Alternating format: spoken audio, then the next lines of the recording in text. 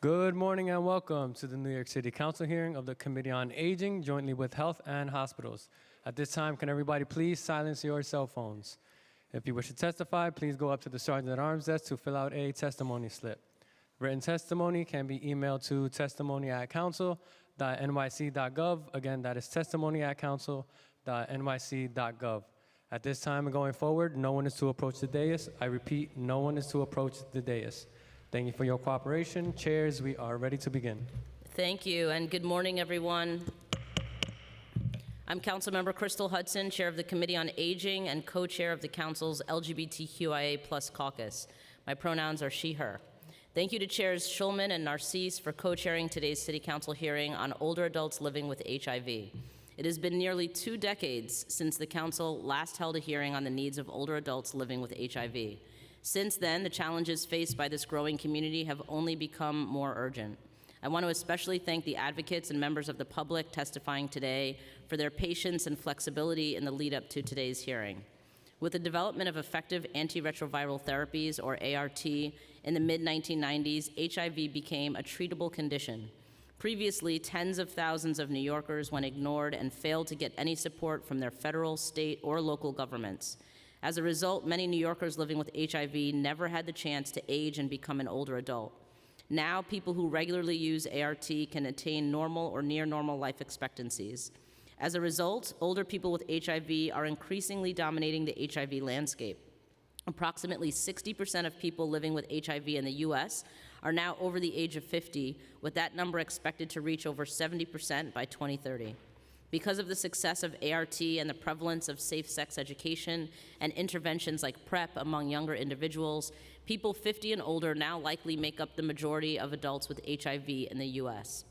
The growth in the population of older adults with HIV is also fueled by new infections. In 2018, 17% of new HIV infections in the US were diagnosed in people 50 and older. In New York City in 2021, older adults 50 plus comprised 17.1% of new HIV diagnoses. Among US states, New York has the greatest number of older adults living with HIV. As of December 2020, New York State was home to approximately 59,000 older adults with HIV, of which 44% were Black and 27% were Hispanic. In 2020, Black older adults made up 46% of new HIV diagnoses in New York State. The data says it all. The extreme disproportionate impact of HIV on communities of color, and specifically Black older adults, could not be clearer. Given the current and projected growth of the population of older people with HIV, it is imperative that we adequately support this growing community and develop an effective policy response to address their unique needs. However, due to ageism and other factors, older adults living with HIV have been made to feel largely invisible.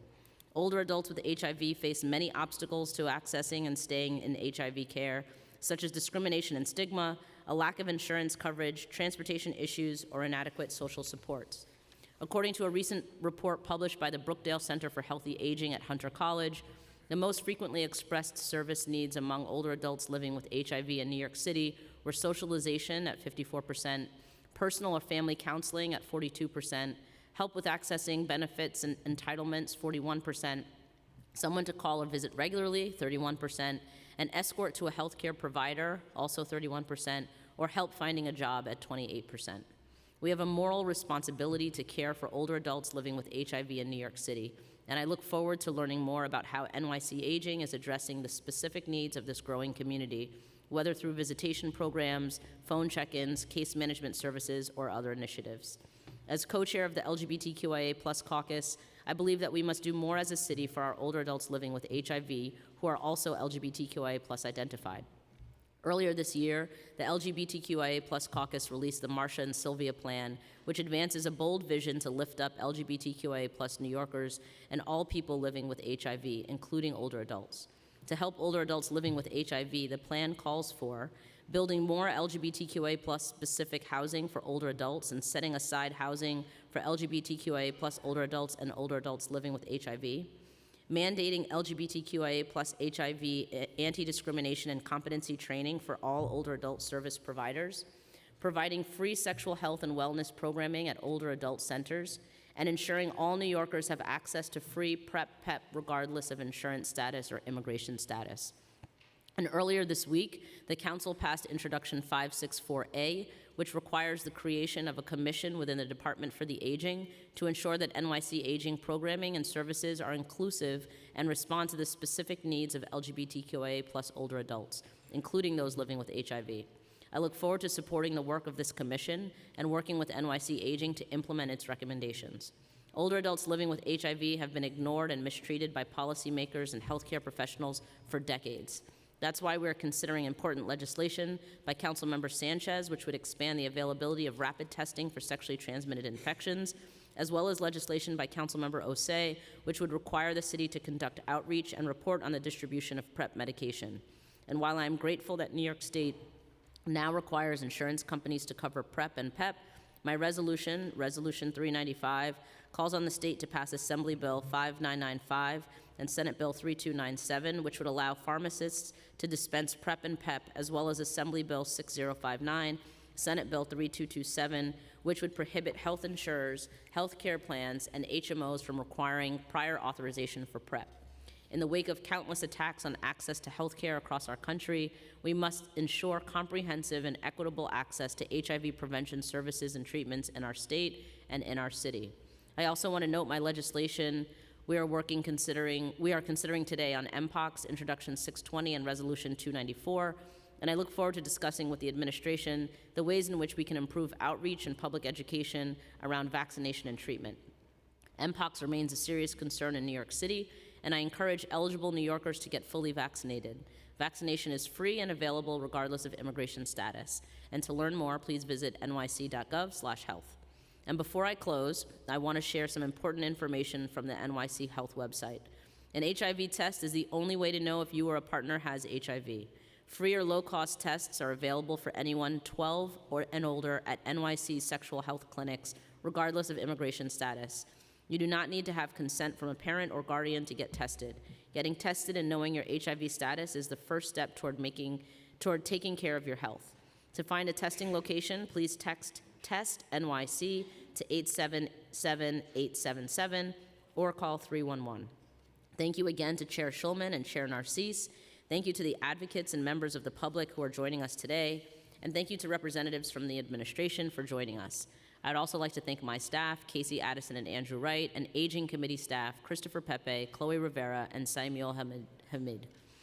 I'd like to acknowledge we're joined here today by Council members Osei, Marte, Menon, Sanchez, Narcisse, Schulman, and Areola. I will now turn it over to Councilmember Schulman, Chair of the Committee on Health.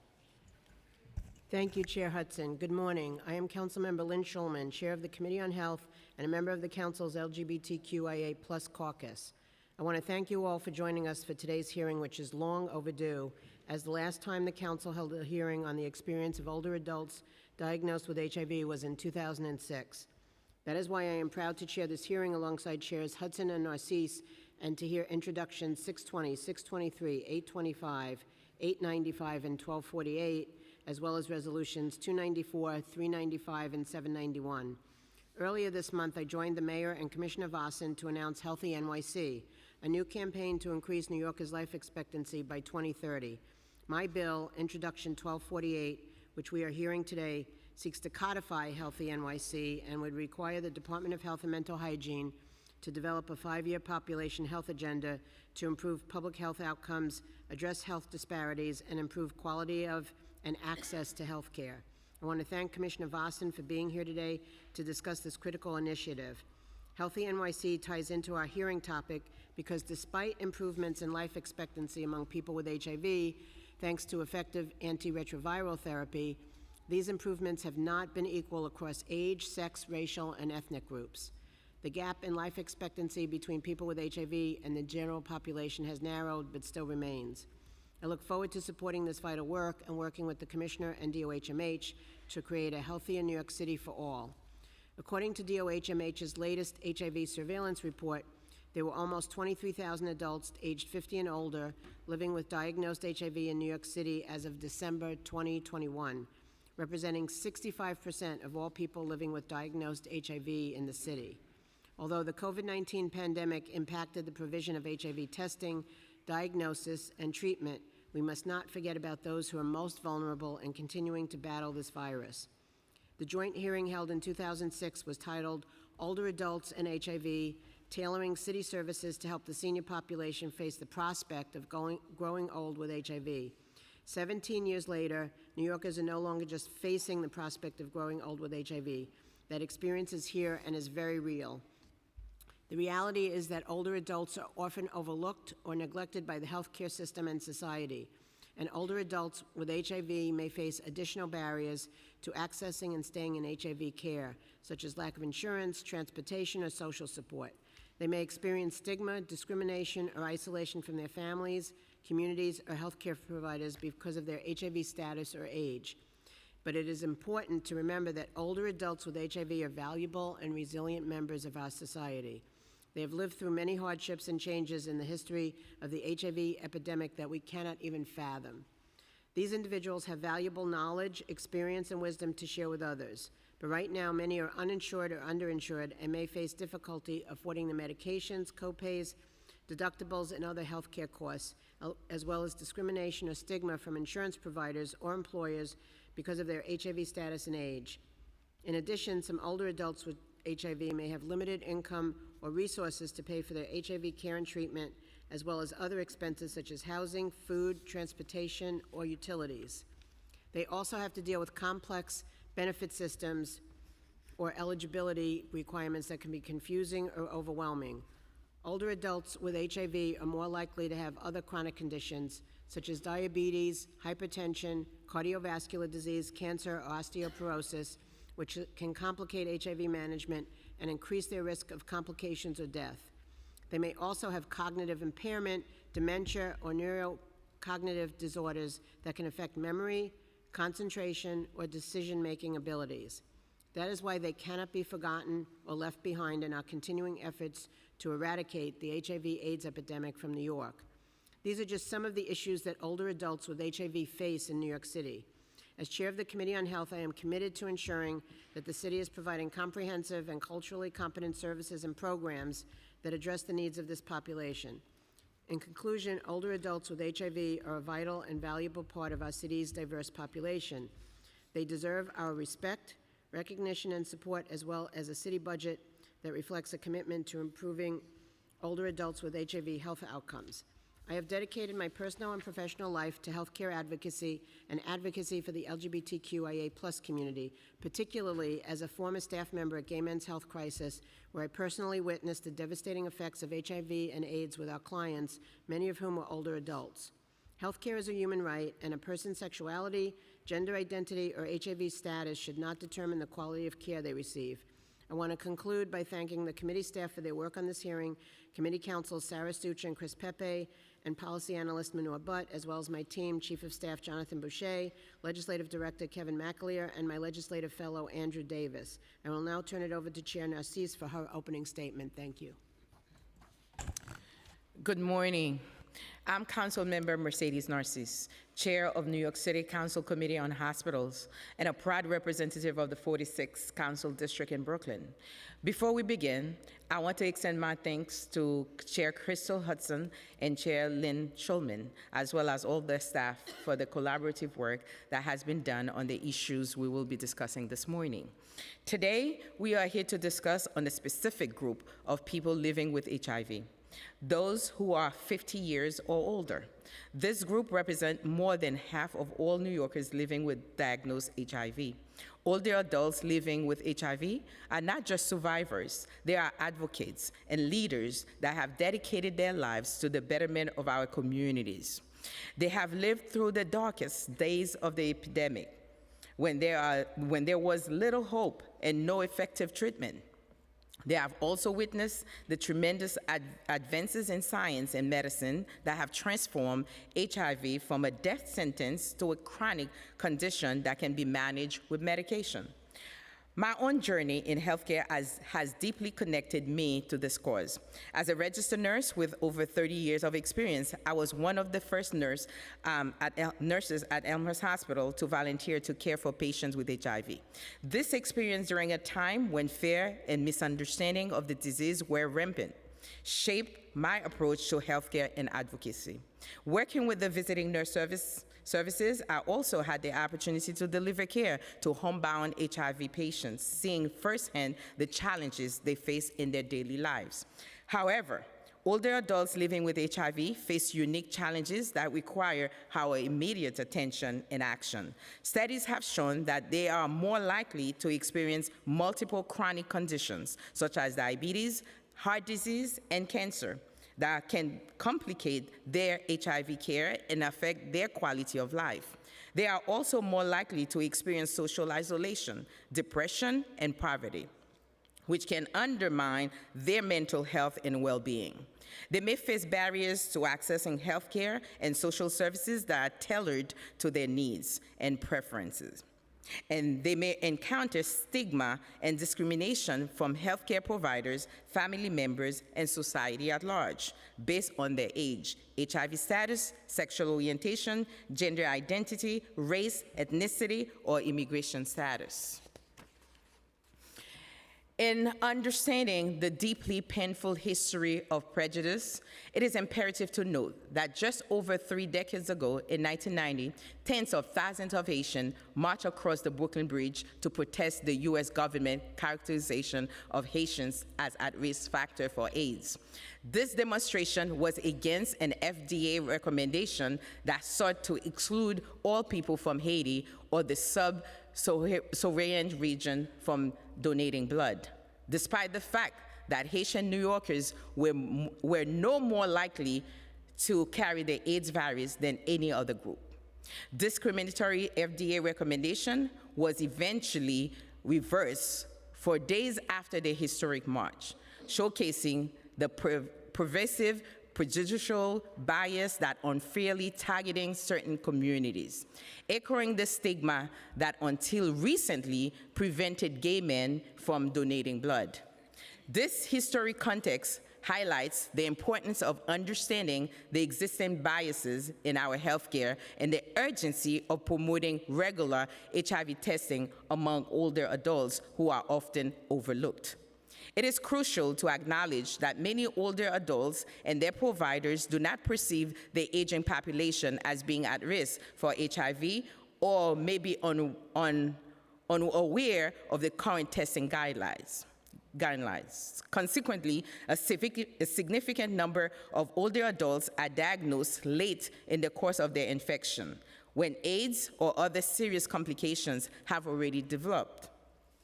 Data published in 2015 revealed that only 36% of adults aged of 50 to 64 in the United States reported ever being tested for HIV. Wow. Lower figure compared to the 53% reported by adults aged of 18 to 49 in New York City. Merely 29% of adults aged 50 to 64 reported undergoing HIV testing in 2018. Educational efforts to inform older adults about the importance of understanding their HIV status and undergoing regular testing are crucial in ensuring their health and the quality of life. We must strive to create easier, more accessible, culturally sensitive, and confidential HIV testing opportunities tailored to older adults and their unique needs while connecting them to appropriate care and prevention services. Undoubtedly, today's discussion on older adults living with HIV is a valuable step forward in our city's effort to make HIV information, prevention, and treatment more readily available for New Yorkers. I look forward to hearing the testimony of all the witnesses who are joining us today, and I'm hopeful that we can take everyone's perspective into consideration as we continue our work on Intros 620, 623, 825, 895, 1248, and Resolution 294, 395, and 791. In closing, I extend my heartfelt gratitude to all that have gathered here to share their invaluable perspective and insight today. And I want to share something with you. In 2000, I got stuck with the needles where I thought I was going to die. And that gave me open eye and what an HIV patient can go through. So, well, everybody was scared coming and talk to me and wondering if I was gonna die, but I was persistent and I took the medication for 2 weeks. In that 2 weeks, I got so scared, I had to do the test almost every month. I would be standing behind the door to take my test to see if I was HIV. Thank God I was not, but that gave me a new look into caring for a patient with HIV. It was not easy. I would also like to thank the Hospitals Committee Council, where Zoranwa, I don't want to much of a name, and policy analyst Mano Butt, along with the Health and Aging Committee staff for their work on this hearing. Together, we can foster an environment in New York City that uplifts and supports older adults living with HIV, making our city a beacon of inclusivity and compassion and empathy. With that, I will yield back to Chair Hudson. Thank you, Chair. I'd like to acknowledge that we've been joined by Council Members Lee and Gutierrez, and I will now turn it over to Councilmember Osei to deliver a statement on his legislation being considered today, Introduction 825. Thank you, Chairs Hudson, Narcisse, and Schulman for this hearing. If you look up at this dais, there are 2 LGBTQIA identified chairs of this committee, as well as a Haitian woman who are holding this important oversight committee hearing. You know, this policy and this oversight is personal to, I'm guessing, the 3 of you sitting up there, as well as myself. Today, we are hearing my bill, Intro 825, a bill requiring DOHMH to report on the city's outreach and distribution efforts to ensure New Yorkers have access to pre-exposure prophylaxis, or PrEP. PrEP is a medication that prevents HIV, and it is crucial to ensure that as many New Yorkers have access to it, and we need the data and information to do this. Under Intro 825, we will have data and information on whether our city's efforts to promote access to PrEP are truly equitable and accessible. Powerful medical technologies have allowed us to make incredible strides in the field of healthcare, most especially within HIV and AIDS. But far too often, these gains are not enjoyed by everyone. It is often Black and brown, working class, and older New Yorkers who are often marginalized and left out of the conversations when it comes to access to healthcare. As an elected official, we have a responsibility to extend the blessings of modern medicine and close the gap. This bill will equip us with the tools necessary to access the problem before us and work to solve it. Any resource available to address HIV/AIDS in our city must be accessible and inclusive for all. You know, I started taking PrEP last year, and in the process as an elected official that I consider myself capable of figuring things out on my own, was very difficult, you know, to find if my health care would allow me to use PrEP. It was just an incredibly confusing process that I know so many of my friends have undergone and so many New Yorkers deal with, in tangent with the stigma around testing and HIV/AIDS as a whole. It is a real setback for a lot of people in accessing this important medicine. So I'm proud to have a hearing on Intro 825 today and look forward to its swift passage and implementation. Thank you very much. Thank you so much, Councilmember. I'll now turn it over to Councilmember Sanchez to deliver a statement on her legislation being considered today, Introduction 895. But before that, I also want to recognize that we've been joined by Councilmember Brooks Powers. Thank you, chairs, and thank you to all of my colleagues who are here and for the administration's presence at this important hearing. Okay, sorry, I said what I didn't mean to say. Okay.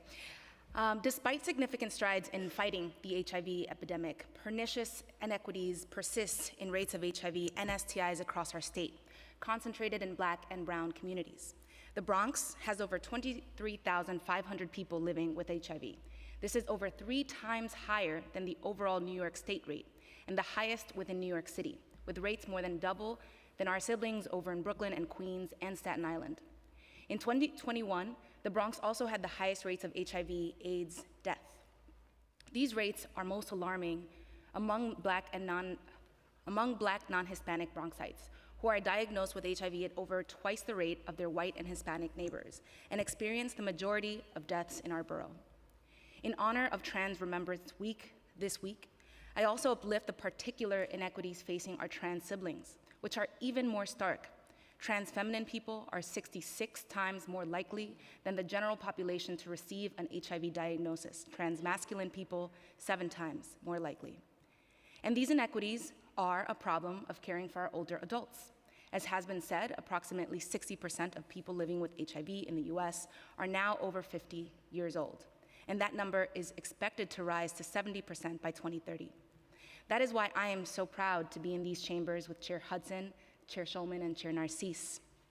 In recognition that testing is awareness and awareness can be prevention, I am proud to be sponsoring Intro 895, which would require the Department of Health and Mental Hygiene to establish more quickie labs in the city, providing rapid same-day testing services for HIV and some sexually transmitted infections. And it would launch an information and awareness campaign on their services. This bill, spurred from organizing efforts by many of the advocates here in the room today, is an acknowledgement that the services that DOHMH currently has can work, but we need more. I look forward to hearing the administration's response and moving forward to ensure that we can provide these essential services while breaking down stigma, with a particular focus on increasing access to testing for those facing the highest rates of STIs. If the chairs would permit me, I just want to thank the advocates who have been working so diligently with all of us and have brought us to this day. Callan Lord, Vocal New York, MHHC, Latino Commission on AIDS, Housing Works, Health People, the St. Anne's Harm Reduction, the New York City Anti-Violence Project, African Services Community, Caribbean Equality Project, Black Health, Harlem Pride, Ali Forney Center, Destination Tomorrow, and in my team, our communications and legislation director, Kadeem Robinson. Thank you so much. Thanks to my colleagues who are already on this piece of legislation, and I hope that we can push for swift passage. Thank you. Thank you so much, Councilmember. I'll now turn it over to Councilmember Marte to deliver a statement on his legislation being considered today, Introduction 623, though I'd also like to recognize that we've been joined by Councilmember Joseph. Good morning, everyone. First of all, I'd like to thank Chair Hudson, Schulman, and Narcisse for holding this hearing, and Chris Pepe and Chloe Rivera from the Aging Committee for working with us these past couple of months to make this happen. I'm here today to discuss Intro 623, which would require senior services provider to attend anti-discrimination training on sexual orientation, gender identity, and expression. This will help our senior centers become safer and more welcoming spaces for LGBTQIA seniors. It's hard enough being a senior in New York. It's even harder being an LGBTQIA senior in the city. These seniors are more likely to be low income, have chronic diseases or disabilities, and experience depression and social isolation. This is the community that needs senior center most. But even with hundreds of senior centers citywide, nearly 60% of LGBTQIA older adults report feeling the lack of compassion, with over half feeling isolated from others. And if they try to take advantage of senior centers, they risk facing discrimination and harassment. For a city that claims to be as safe for seniors and a supportive one, accepting homes for this community, this is unacceptable. When almost 90% of LGBTQIA seniors in New York say that they would feel more comfortable with service providers who are trained in these practices, it is our job as elected officials to listen to them and make sure that the providers have this training. This bill should have been passed decades ago, but I'm thankful of my 35 colleagues on the council who have recognized this failure and who have co-sponsored this bill so we can finally pass it and stop the discrimination against our seniors. Thank you. Thank you so much, Council Member. I'd like to also acknowledge that Councilmember Barron is with us online. And before we begin with today's oversight topic, we're going to hear from Dr. Ashwin Vasan, the Commissioner of Health, for his remarks on Healthy NYC and Introduction 1248 by Chair Schulman. Once we've heard from the Commissioner, we will allow any questions on his testimony and on Intro 1248, and then we'll allow the Commissioner to leave, and we'll proceed with testimony focusing on today's oversight topic by Dr. Celia Quinn from DOHMH.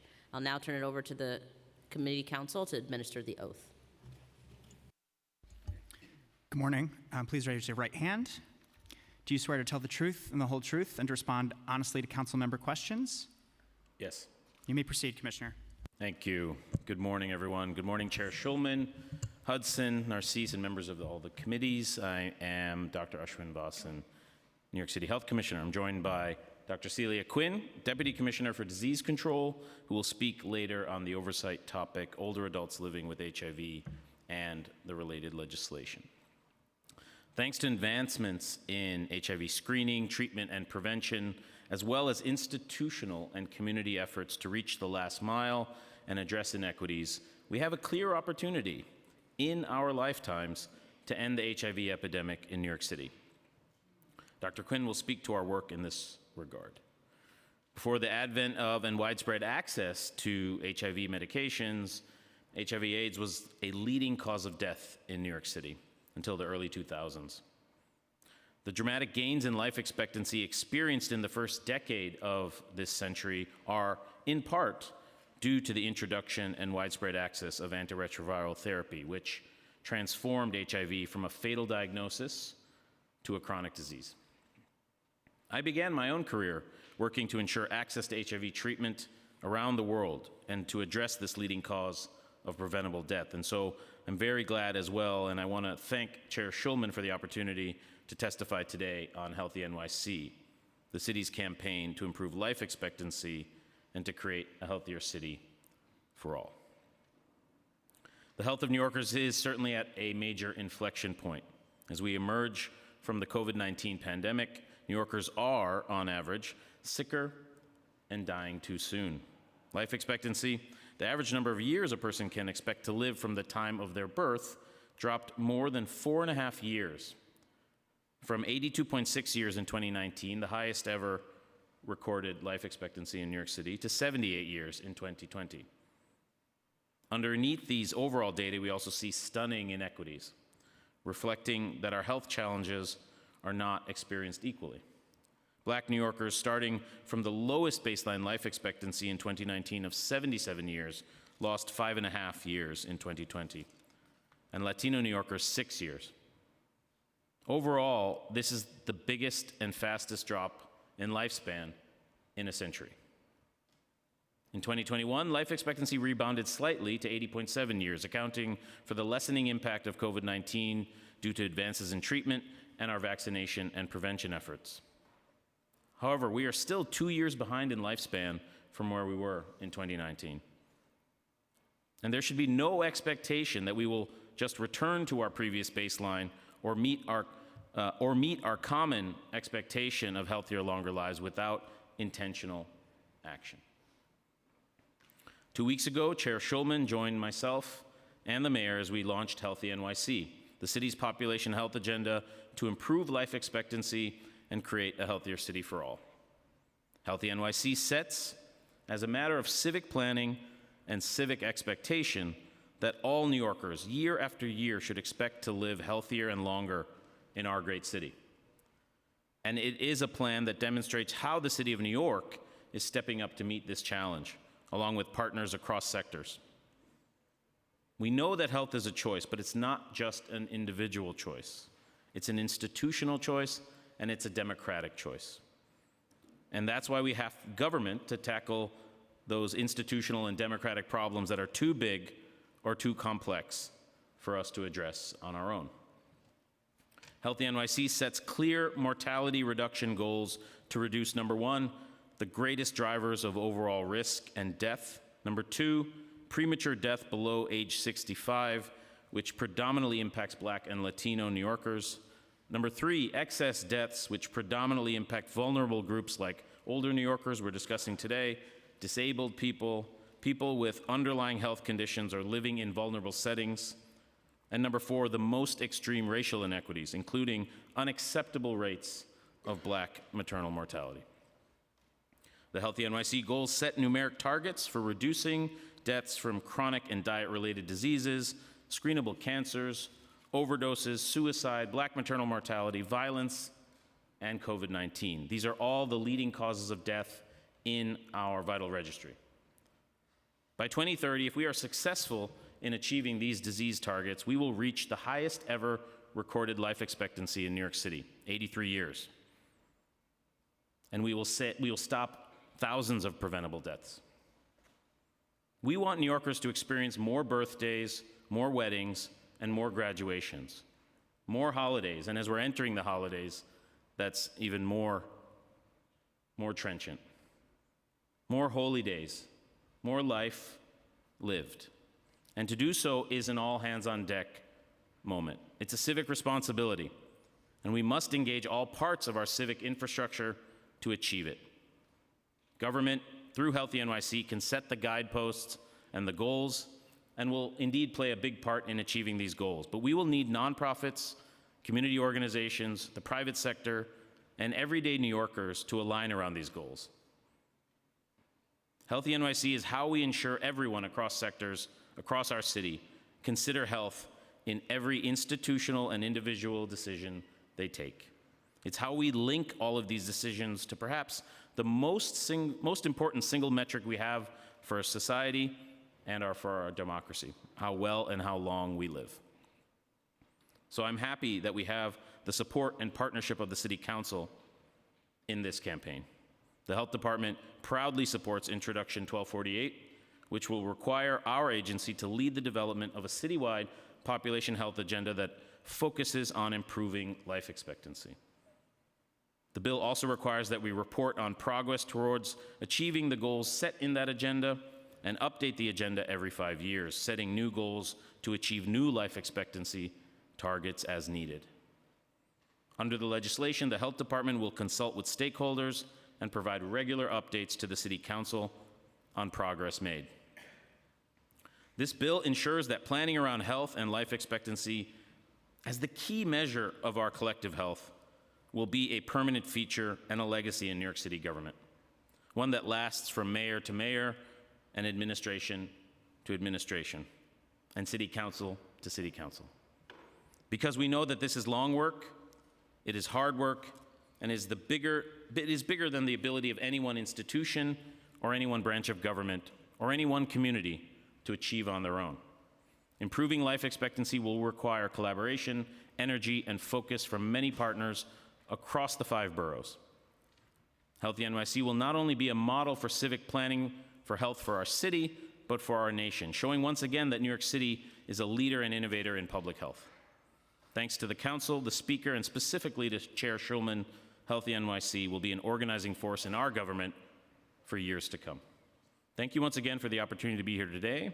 I look forward to answering your questions on Healthy NYC and on Intro 1248, and I will then turn things over to Dr. Quinn for the remainder of testimony. Thank you so much, Commissioner. I'll now turn it over to Councilmember Schulman for any questions. Hi, Commissioner. Thank you very much, and this is a much-needed program. So, do you know when we'll have an agenda ready, and just do you have a timetable? So Healthy NYC lays out mortality targets and lays out bundles of strategies to get there. One great example is the bill that we will be together signing later today, the Sweet Truth Act, to require added sugar labeling on all New York City restaurants and food cellar establishments. So as we've outlined those bundles of strategies, we also link those to our plans, our mental health plan. We're working on a chronic disease prevention plan and diabetes prevention plan, as you passed a law earlier this year on that front. So we expect that we will be reporting annually on progress towards these goals, but all of the KPIs, the metrics, the accountability measurements are built into these citywide health plans that we have laid out throughout the 2 years of this administration. And then I know you spoke a little bit about it, where HIV comes into that whole plan in terms of increased life expectancy. Well, I'm so grateful that HIV is no longer a leading cause of death in this city due to antiretroviral therapy. But you rightfully point out there are still deep inequities. And so just because Healthy NYC focuses on the leading causes of death primarily doesn't mean our work, and you will hear much about this work later in testimony, to go to that last mile and to end the HIV epidemic doesn't remain central to the mission of the Health Department in New York City. And my recollection from the conversations that we've had about Healthy NYC is that you'll be going out into different communities throughout the city to talk with constituents and talk with various stakeholders. Is that correct? That is absolutely correct, 100%. We have already begun that work. We have meetings scheduled in every borough with different stakeholder groups, whether they be community partners, faith-based organizations, the private sector, hospital systems, payers, This is an all-hands-on-deck strategy. There will be a campaign as well in early 2024 targeting everyday New Yorkers as well, because we do not want this to feel simply like top-down government and top-down institutional policy. Everyday people have to be involved in Healthy NYC too. And I want to just make sure I know we've had this conversation, but just to state it here publicly is that you'll be reaching out to the council members as well to talk to them about their various constituencies and their districts. 100%. Okay, thank you. Any other questions from colleagues? Number 18. There is concerning number of older people being diagnosed currently with HIV and AIDS, or advanced disease, we may say. What efforts are being made to prevent this from happening? I'm happy to defer questions about the oversight topic to Dr. Quinn later on. Happy to focus my answers on Healthy NYC today, but I know that Dr. Quinn can respond to your question. We can do that now or later, as you wish. We'll do it later when we get there. Okay. Thank you so much, Commissioner Boston. I think we'll close that out. Okay. Thank you very much. I'll now turn it over to Councilmember Brewer to deliver a statement on her legislation being considered today, Resolution 791. Thank you very much, Chairs Hudson, Schulman, and Narcisse. This particular resolution, 791, calls on the state and the governor, the legislature and the governor, to pass S2960A5741, and the Senate sponsor is Brian Kavanaugh. It provides an annual adjustment of the maximum income threshold eligibility for SCREE, DREE, SHE, and DHE by any increase in the CPI, the Consumer Price Index, same way that Social Security increases take place. In 2020, there were a total of 71,665 households receiving SCREE or DREE benefits in New York City. And we know that with continued increases in their Social Security benefits, which we hope take place, those once eligible households can quickly become ineligible. With this resolution, older adults and people with disabilities could both see an increase in their Social Security benefits and keep their affordable housing. I think we know that Social Security benefits increased by 5.9% in 2020, 8.7% in 2023, and in 2024, they could go up another 3.2% for another 71 million Americans, which is a good thing. But with this added income, these increased Social Security benefits place many older adults and people with disabilities at risk of losing their housing benefits, because SCREE, DREE, SHE, and DHE income thresholds do not increase at the same rate. That's why we need this resolution. Thank you for including it. I certainly want to thank Holly Chu from the office of Brian Kavanaugh in the State Senate and Cynthia Hornig from my office, and thank you very much. Thank you so much, Councilmember Brewer. I'd also like to acknowledge that we've been joined by Councilmember Mealy. And now I'd like to turn it over to Dr. Quinn for her testimony. Thank you. Good morning, Chairs Hudson, Schulman, and Narcisse, and all members of the Committees on Aging, Health, and Hospitals. I also want to thank Commissioner Vasson for speaking today on Healthy NYC. My name is Dr. Celia Quinn, and I'm the Deputy Commissioner for the Division of Disease Control at the New York City Department of Health and Mental Hygiene. I'm pleased to be here with my colleagues, Dr. Emma Kaplan-Lewis from New York City Health and Hospitals, and Jocelyn Groden and Anya Harasme from the New York City Department for the Aging, to discuss the important topic of older adults living with HIV and the legislation included on today's agenda. Before I describe the Health Department's specific programming and services for older people with HIV, I want to mention the advances in HIV treatment that have allowed people with HIV to live longer. HIV antiretroviral medicines are safer and more effective than ever. When taken as prescribed, HIV treatment medicines can reduce the amount of virus in the body to levels so low that the virus is undetectable. People with undetectable HIV cannot pass HIV to others through sex. In New York State, HIV treatment is available to anyone who has HIV, regardless of immigration status. As more people with HIV are on treatment and have access to health insurance and patient assistance programs, they are living healthier, longer lives. In 2021, there were approximately 49,400 people ages 50 years and older with diagnosed HIV in New York City, representing 56% of all people with diagnosed HIV in the city.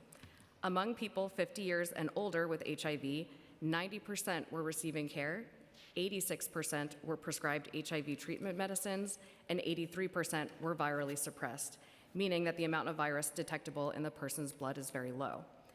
The Health Department receives federal funding through the Ryan White HIV/AIDS program to support the medical and non-medical needs of income-eligible people with HIV in New York City. In 2021, approximately 48% of Ryan White clients were ages 50 years and older, and 93% of those receiving Ryan White-funded HIV medical care were virally suppressed. This speaks to the Ryan White program's role as a critical safety net provider for people with HIV who are uninsured or underinsured. Clients benefit from client-centered care coordination and a range of supportive services, including food and nutrition services, mental health services, housing placement and short-term rental assistance, health education, and legal services, among others. The Health Department continues to work closely with our HIV Health and Human Services Planning Council of New York to set program priorities and allocate resources for Ryan White clients. New York City is also seeing decreases in the number of older people newly diagnosed with HIV.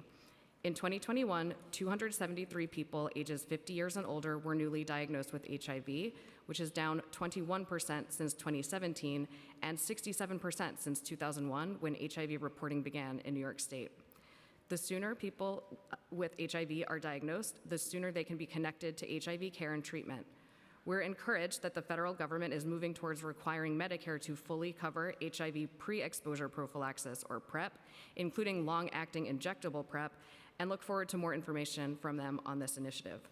We also welcome the final rule issued by the federal government for Medicare to reimburse providers for community health worker services, including principal illness navigation services for those with HIV/AIDS, which will start in January 2024.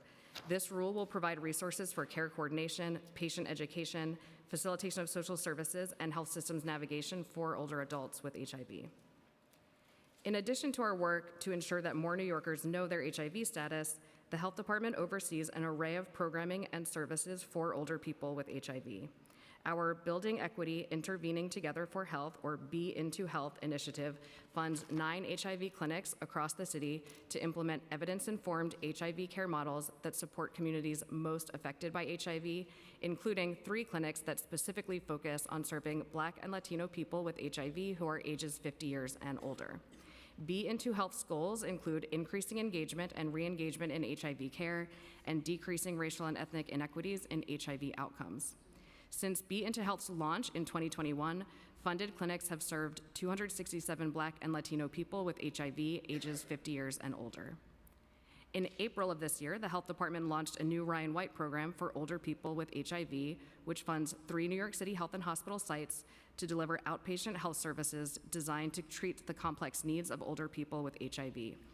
Services include medical history taking, physical examination, diagnostic testing, treatment and management of physical and behavioral health conditions, preventive care and screening, prescription management and treatment adherence, education and counseling on health and prevention issues, and referral to specialty care and other services. Providers also offer social and physical activities addressing isolation among older people with HIV. And my colleague, Dr. Koppelin, can answer more questions about this specific program. Last year, the Health Department also launched our PlaySure Network 2.0, which is a network of 18 organizations funded to provide a comprehensive health package of HIV-related services in healthcare and non-healthcare settings. And this uses an equity-focused one-stop shop and holistic client-centered model. PlaySure Network 2.0 providers offer universal HIV testing, PrEP and emergency post-exposure prophylaxis, or PEP, immediate initiation of HIV antiretroviral treatment, sexually transmitted infection, or STI, testing and treatment, outreach and navigation services, and mental health, substance use, and other supportive services. Several funded organizations offer programming and services designed for older people with HIV. For example, Exponents offers Arrive, an 8-week education and counseling program for older people with HIV who are struggling with addiction. GMHC's Healthy Aging Project and its Hub for Long-Term Survivors offer workshops, resources, and referrals to supportive services. and GMHC's Thriving at 50 group for older Black and Latino people with HIV focuses on reducing social isolation, depression, and stigma. And New York Presbyterian's Comprehensive Health Program offers a wellness program for people with HIV who are 50 years and older.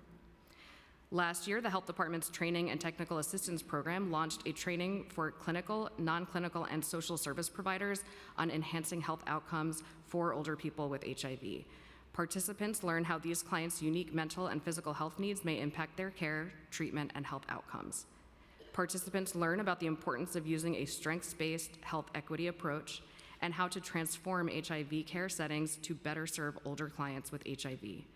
Since the training launched last February, we have held 7 trainings attended by a total of 112 participants.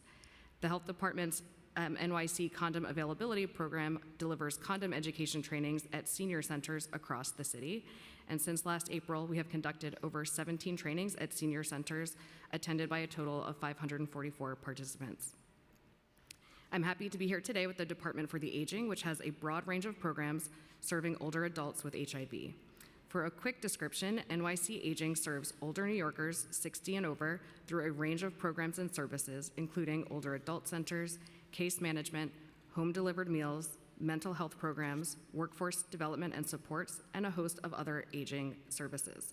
All older adults who are physically able are welcome to attend any of the more than 300 older adult centers across the city to participate in programs and activities or receive services, including a daily congregate meal, referrals, and case assistance. Additionally, homebound older adults may be eligible to receive home-based services, such as case management, home-delivered meals, home care, friendly visiting, and more.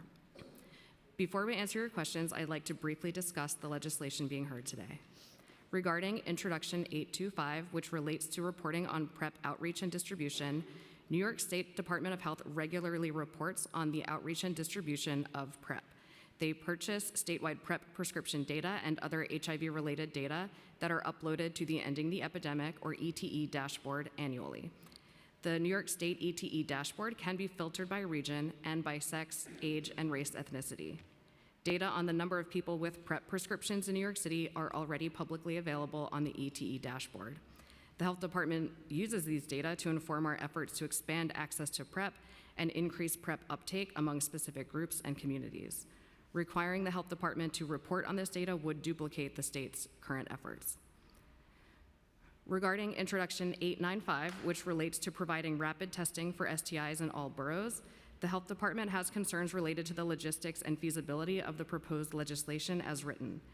The Health Department operates sexual health clinics across the city, all of which offer rapid HIV testing. 2 clinics, Chelsea and Fort Greene, offer Quickie Express visits for rapid STI testing for people who do not have symptoms, with most HIV, chlamydia, and gonorrhea test results available within hours. We are able to process the chlamydia and gonorrhea tests through the use of a special specimen testing machine that is located on site. These machines are large, stationary, and require specific infrastructure to operate. Our other clinics also offer rapid HIV testing and screening and testing for STIs with immediate treatment initiation if indicated.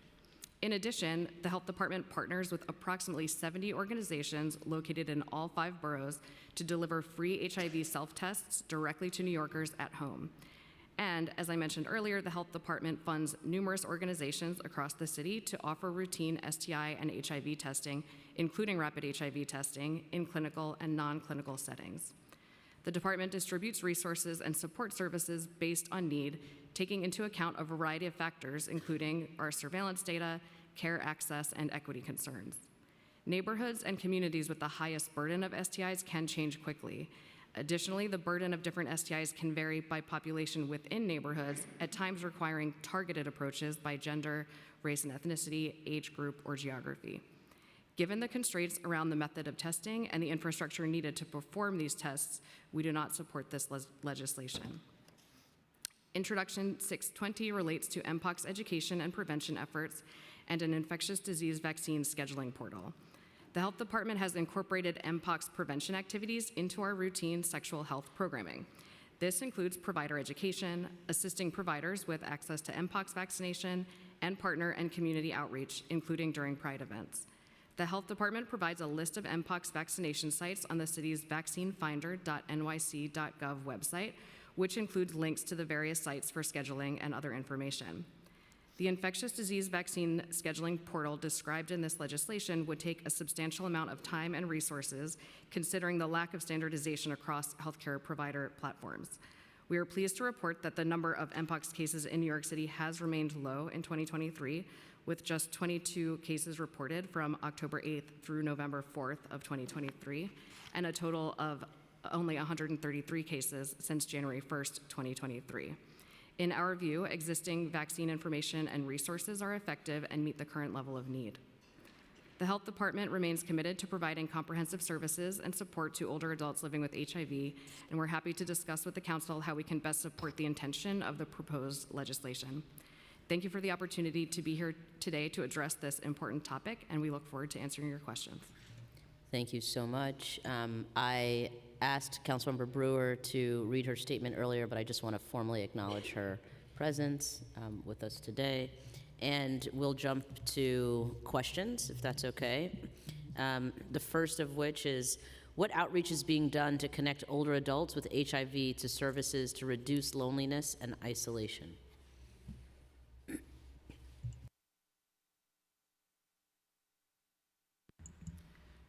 Sure, so thank you for raising the issue of loneliness and isolation for older adults. I'd like to turn it to the Department of the Aging to answer that question.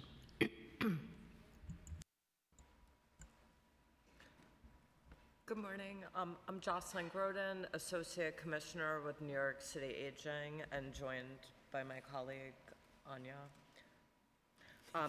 With our overarching mission to ensure that New York City is an inclusive place to age in place, New York City Aging has a variety of services that Dr. Quinn mentioned to support older adults and breeding and creating community and addressing social isolation. Some of our many programs include over 300 older adult centers located throughout the city, our workforce programs, mental health, home delivered meals. As Dr. Quinn mentioned, we also have particular programs for largely homebound older adults, which includes case management, home care, home delivered meals, and friendly visiting. And programs like Friendly Visiting, which is a volunteer match program, as well as our mental health programs, provide very specific spaces to combat particular struggles around social isolation, as well, again, as older adult centers as an opportunity to connect with people in your community, participate in classes, and be connected. Thank you. And my apologies, I want to acknowledge Councilmember Rivera, who has also joined the hearing. Have steps been taken to ensure that older adult center staff are HIV competent and can foster HIV stigma-free environments? So good morning. So within our OAC network, there is at least one center in each borough that specializes in LGBTQIA+ older adult services. These centers include the Edie Windsor Sage Center Harlem, Sage Center Bronx at Cortona Park Pride House, Sage Center Brooklyn at Stonewall House, Sage Pride Center of Staten Island, and the Queens Community House Center for Gay Seniors. While not all older adults living with HIV are part of the LGBTQI+ community, all of our OACs are obligated to serve the needs of their local community, including those living with HIV. Our providers are uniquely positioned to identify and provide the specific types of supports and services which best fit the needs of their center members and local older adults. Additionally, culturally specific programs, meals, language access, and activities are a key component of our network of services. Our network of OACs, home delivered meals providers, naturally occurring retirement communities, and other services are required by their contracts to be culturally specific in their programming. While we recognize that not all older adults living with HIV are part of this community, there are overlapping needs within them. That's why OACs geared towards the LGBTQIA+ community may have support services for older adults living with HIV. Moreover, those centers work to break down stigma associated with queer life and provide affirming programs which are specific to that community. Thank you. I'll take that as a yes. Have there been any efforts to create a working group of aging services providers and HIV services providers to identify opportunities for collaboration, sharing of resources, and best practices? Thank you for the question. For the past year, New York City Aging has been working with 23 other city agencies as part of our Cabinet for Older New Yorkers. Through this cabinet, we address a range of topics through subcommittees designed to address a variety of issues facing older adults. The Health Subcommittee includes representatives from our partners at DOHMH, Health and Hospitals, and New York City Aging has worked to educate city employees on older adult needs in healthcare situations. The Cabinet for Older New Yorkers allows for collaborative discussions between agencies to break down communication silos and use existing resources to solve problems older adults experience when interacting with city agencies. We're very excited about the work that has been completed and look forward to continuing this great work as part of our Phase 2, which is currently underway. While specific subcommittee project may not focus specifically on older adults living with HIV, those considerations are taken into account as we continue to evolve this work. Okay, thank you. I have a question on ending the epidemic. The New York City Health Department's sexual health clinics provide low-cost walk-in services, including STI services, rapid chlamydia and gonorrhea testing, immunizations, behavioral health services, reproductive health services, and harm reduction services, in addition to the HIV testing and antiretroviral therapy services. Will the Health Department be able to provide those additional services through other means despite proposed funding cuts for the Ending the Epidemic plan? So the health department, all of those services that we provide at our sexual health clinics, we also are funding various organizations through different streams of funding in order to make sure that we're meeting the needs of New Yorkers and continuing to advance our shared ending the epidemic goals that are set out in the New York City and New York State plans. So you don't think those services will be impacted by proposed cuts? So I can't speak specifically to proposed cuts today. I'd have to defer to colleagues at OMB. I just don't have information about those. Okay, can NYC Aging speak to the impact of the proposed cuts on the services that you're providing specifically to older adults with HIV?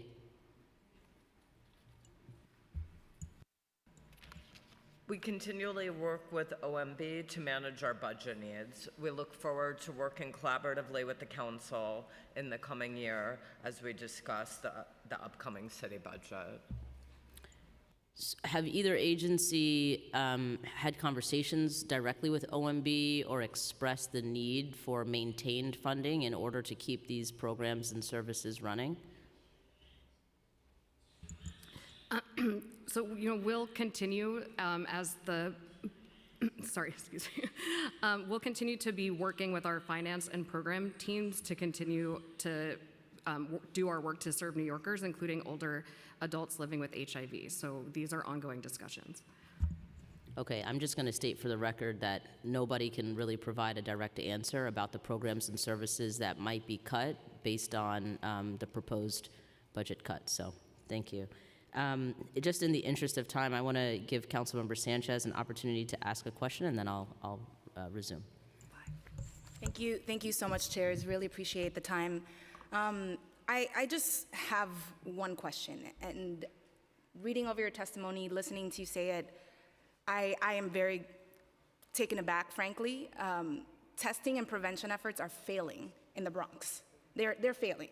They are not good. They're failing Black and brown New Yorkers. We have to do better. I didn't see any acknowledgement of that in your remarks. All I see is opposition to the efforts that the council is proposing to make these things better. And so I want to understand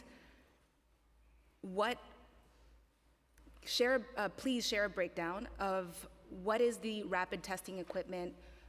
What are the testing rates at Quickie Labs, at rapid HIV and STI screening services, and the at-home testing services that you described by borough, by race, ethnicity, age, gender identity, and sexual orientation, because we know what the outcomes are, and we know that we're not doing enough. We're not doing enough. And so you mentioned Fort Greene and Chelsea. Each of those is over an hour away from many parts of the Bronx, maybe an hour and a half away. And we have the highest rates of HIV positivity in our borough. We have to do better. So that's my question is, how can you oppose legislation that is being put forth without describing how you are tackling the wild level of disparities that we face in the city of New York?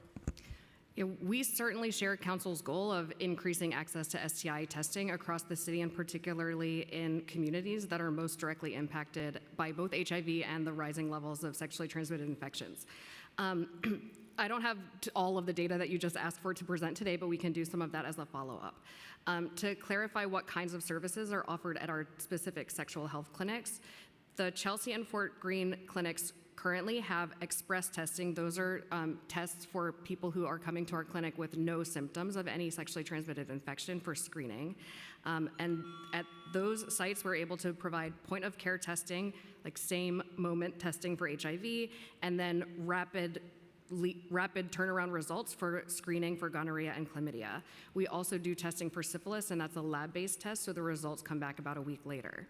Our other clinics, and that includes Morrisania in the Bronx, have routine sexual health clinic services, and so they're able to do point-of-care testing for HIV at those sites, as well as lab-based testing for syphilis, gonorrhea, and chlamydia with a slightly longer turnaround time.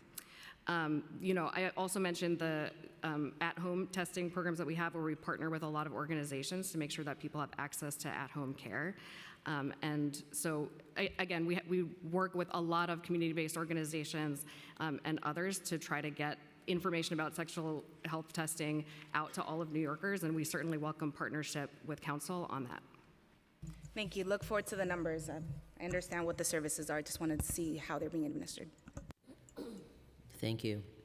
In 2021, 17% of recorded new HIV diagnoses in New York City were of New Yorkers age 50 plus. These numbers are likely higher given the fact that HIV testing is not widely utilized by older adults. How does NYC Aging promote HIV testing and prevention medications like PrEP and PEP to older adults? So our overarching mission is to ensure that we meet the needs of every older adult who walks into an OAC, calls Aging Connect, requests case management services, or needs any kind of assistance to find those resources. As we have stated within our network, there's at least one center in each borough that specializes in LGBTQIA+ older adult services, and they can access a range of supports at those centers. We do not provide direct medical care like HIV testing or prescribe medications like PrEP or PEP. However, we work closely with our partners at DOH, MH, and Health and Hospitals to make referrals and point older adults to the quickest way to access the care they need. My colleagues joining me here today at DOH, MH, and Health and Hospitals can speak more to their work in promoting HIV testing and PrEP prescriptions within the older adult community. Okay, I'll allow them to do that.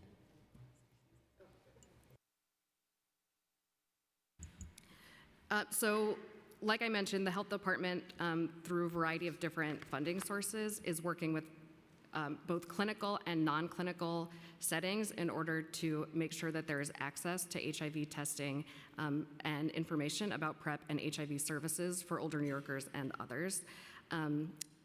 One of our major programs related to that is the PlaySure Network 2.0 that I described in the testimony. Okay, thank you. What does NYC Aging currently do to promote sexual health and wellness programming at older adult clubs? So at New York City Aging, we work to support older adults and their range of needs, which include sexual health and wellness. We encourage centers to periodically schedule educational presentations from health experts for older adults. Additionally, many centers offer free on-site contraceptives for all genders, which are available as older adults need them. Many of those same centers offer classes or programming which supports sexual health and wellness or sex education in differing forms based on the needs of that particular community.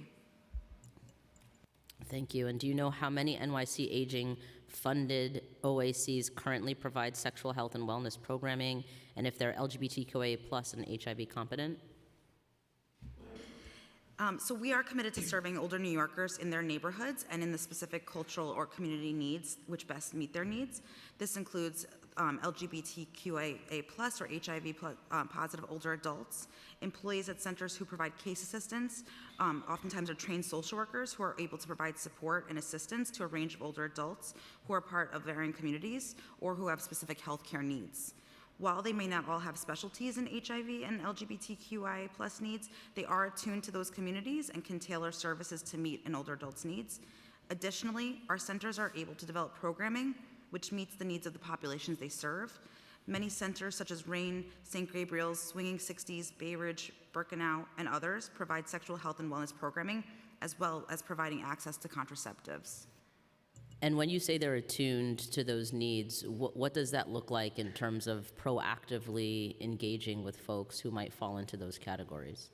So because we expect all of our centers to be culturally competent, assuming that they are serving, any kind of culture, right, or group, we expect that they are doing outreach to the communities. That is part of their requirements that they serve, and also just being sensitive to the needs of anybody who walks into the door. How do you measure that?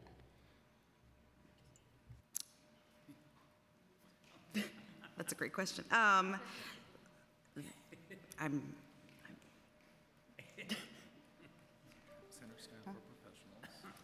So, of course, yes, our center staff are professionals, and we assess our programs annually as well. We can take complaints if there are concerns also from clients.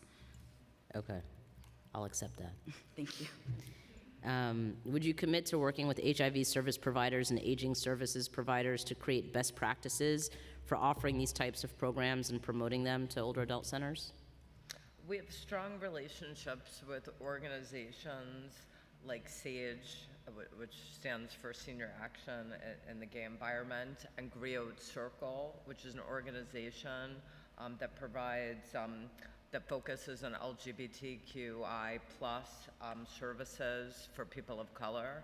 And we continually work to improve our services and programming in all of our older adult centers to best serve and support the needs of a range of older adults, including those who identify as LGBTQI+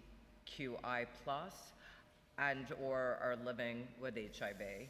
Our mission is always to serve the needs of older adults and meet them where they are.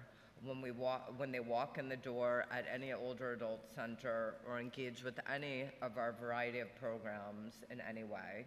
We are frequently in conversations with OMB about funding for our programs and services and any new needs which might arise. Okay, you didn't say that earlier, that you're frequently in conversation with OMB.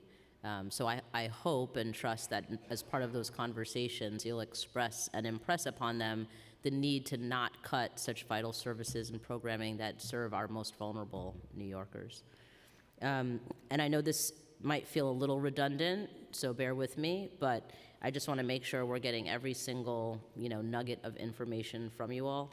Can you please describe any specific NYC aging programs and services that support older adults living with HIV? Sure. New York City Aging provides mental health services for older adults through our Older Adult Center network and through our geriatric mental health programs. Our geriatric mental health programs are based out of 88 older adult centers throughout the city. DGMH, the shorthand for geriatric mental health, provides structured engagement sessions, assessments, and clinical services to clients who have more acute needs, for example, around social isolation, depression, anxiety, and so forth. DGMH includes mental health services that are provided by a licensed mental health clinician. Services can be individual or group-based and are provided virtually and through telephone as well as in person. We know that older adult centers who serve LGBTQI+ populations, like SAGE, which we mentioned before, also provide group therapy sessions for older adults living with HIV. The DGMH program can provide assistance for older adults who might be struggling with mental health issues related to any health issue, HIV status, or whatever they need. Lastly, it is important to note that one does not need to be a member of an older adult center in order to access our mental health programming.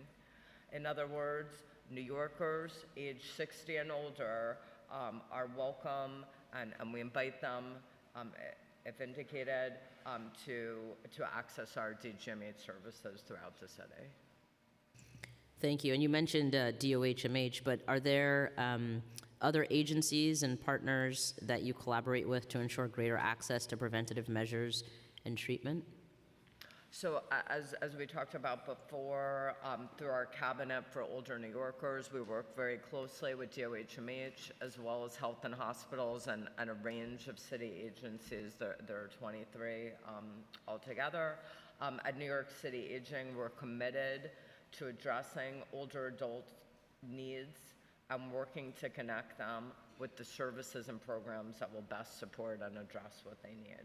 This can include referrals or handoffs to partner agencies like DOHMH, health and hospitals, HRA, based on the particular needs of the client.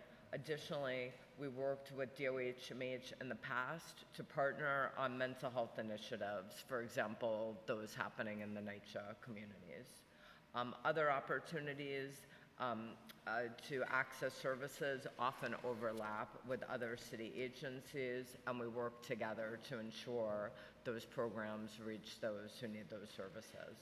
Additionally, we work to ensure that older adults who need to be connected to services from a partner agency fully understand the services that are available to them through a warm handoff that ensures a seamless connection to the services they need, as well as a follow-up to make sure that connection was appropriate and in place.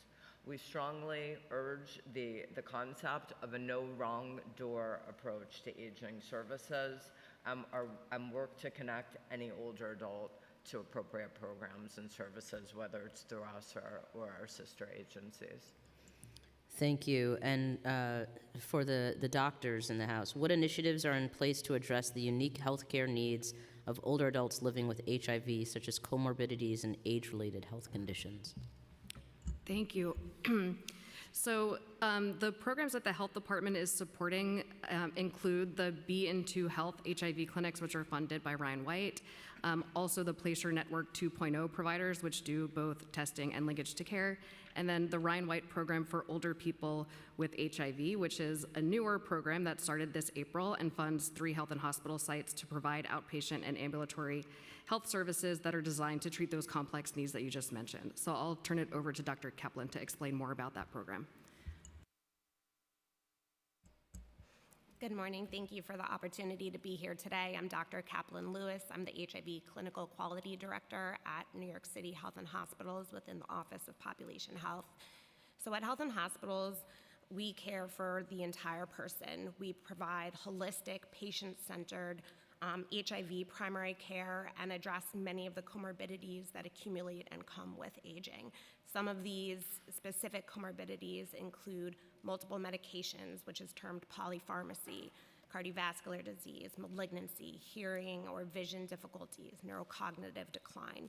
Our providers are very tuned into these specific aging-related complications as it pertains to the adult population with HIV. As Dr. Quinn mentioned, the Ryan White funding is funding 3 of our sites in Brooklyn, the Bronx, and Queens to really redesign how HIV primary care is delivered. 60% of our patients with HIV are considered older, 50 or older.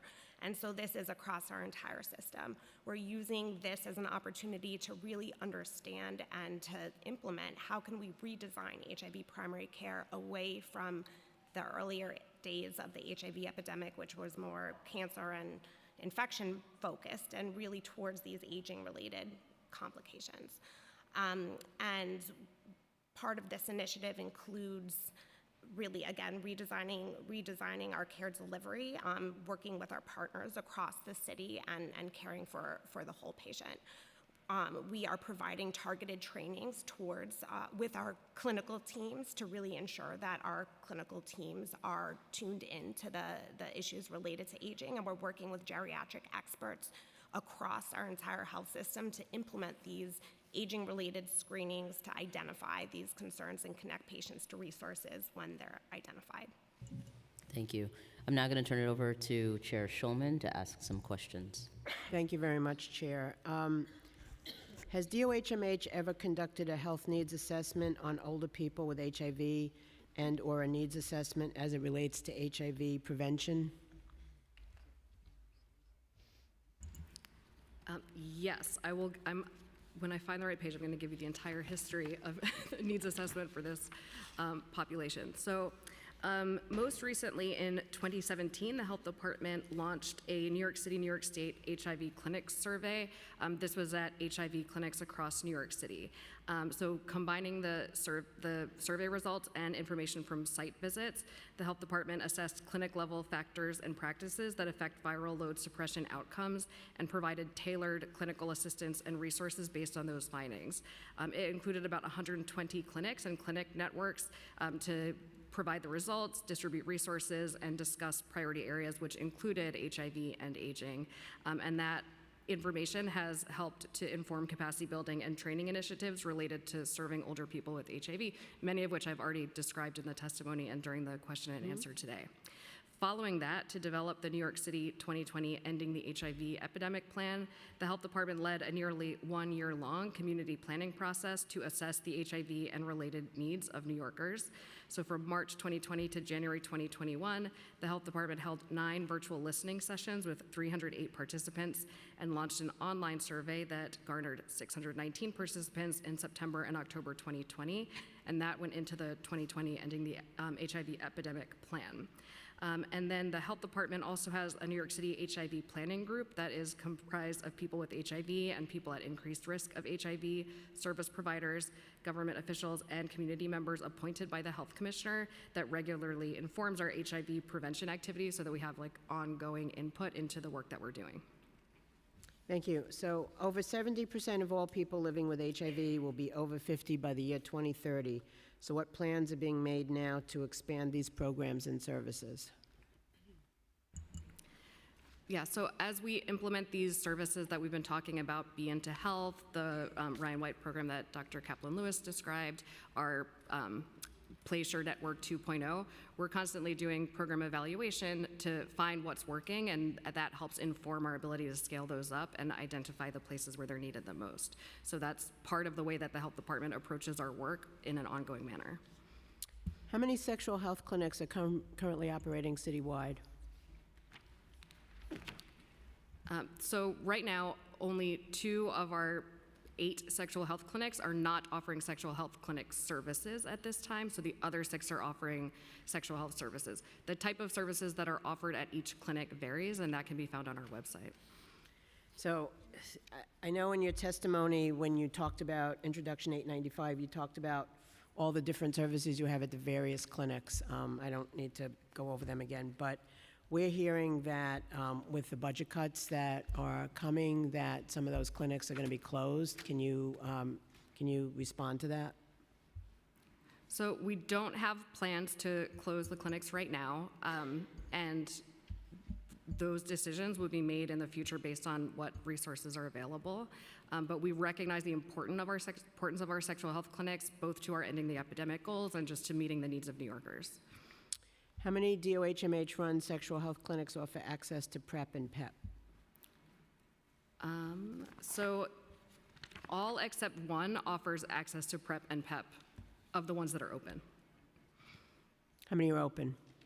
6. Okay. What steps has the department taken to increase access to PrEP and PEP medications for older people in New York City? And are there any, a second part to that, are there any initiatives to reduce barriers to PrEP, PEP access for this community? Yes, so of the programs that I've described so far, probably the Placer Network 2.0 is the one that has the most efforts in that particular area. So all 18 of those funded agencies are required to provide emergency PEP to eligible clients. As I mentioned in the testimony, 3 of the Placer Network 2.0 funded organizations are doing programs specifically directed at this population, ages 50 and older. Separately, we also support Mount Sinai to administer a PEP hotline, so that's available to anyone. And then in terms of PrEP, in addition to the availability at our sexual health clinics, we also support Ryan White providers and other providers to make access to PrEP available or connect people to care if they're not able to do that in their particular setting. The Mount Sinai, how many do they serve? I don't have that information in front of me. Can We you get follow that up. for us? Okay, great. Get it to the committee. Do the department's sexual health clinics collect any data on the number of older adults that use such clinics to access HIV prevention and treatment services? Yes. So as of November 13th of this year, there were 2,174 unique patients aged 50 and older who received either HIV testing or HIV medication or both at the New York City sexual health clinics between October 1st, 2022 to September 30th, 2023. How about the PEP Excellence clinics? So the PEP Excellence clinics are funded under Placer Network 2.0, and I don't have the utilization numbers for you, but we can follow up. Okay, what is the current landscape of insurance coverage for PrEP? So as I think I mentioned in the testimony, there have been recent changes. So let me find it.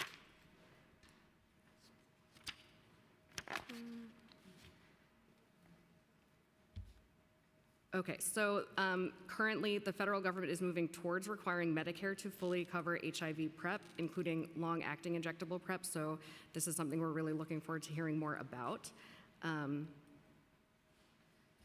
for Medicare. Okay. The New York State Department of Health recently created an HIV Aging Project Director position within their Bureau of Community Support Services. Are there any plans to create a position like that at the New York City Department of Health and Mental Hygiene?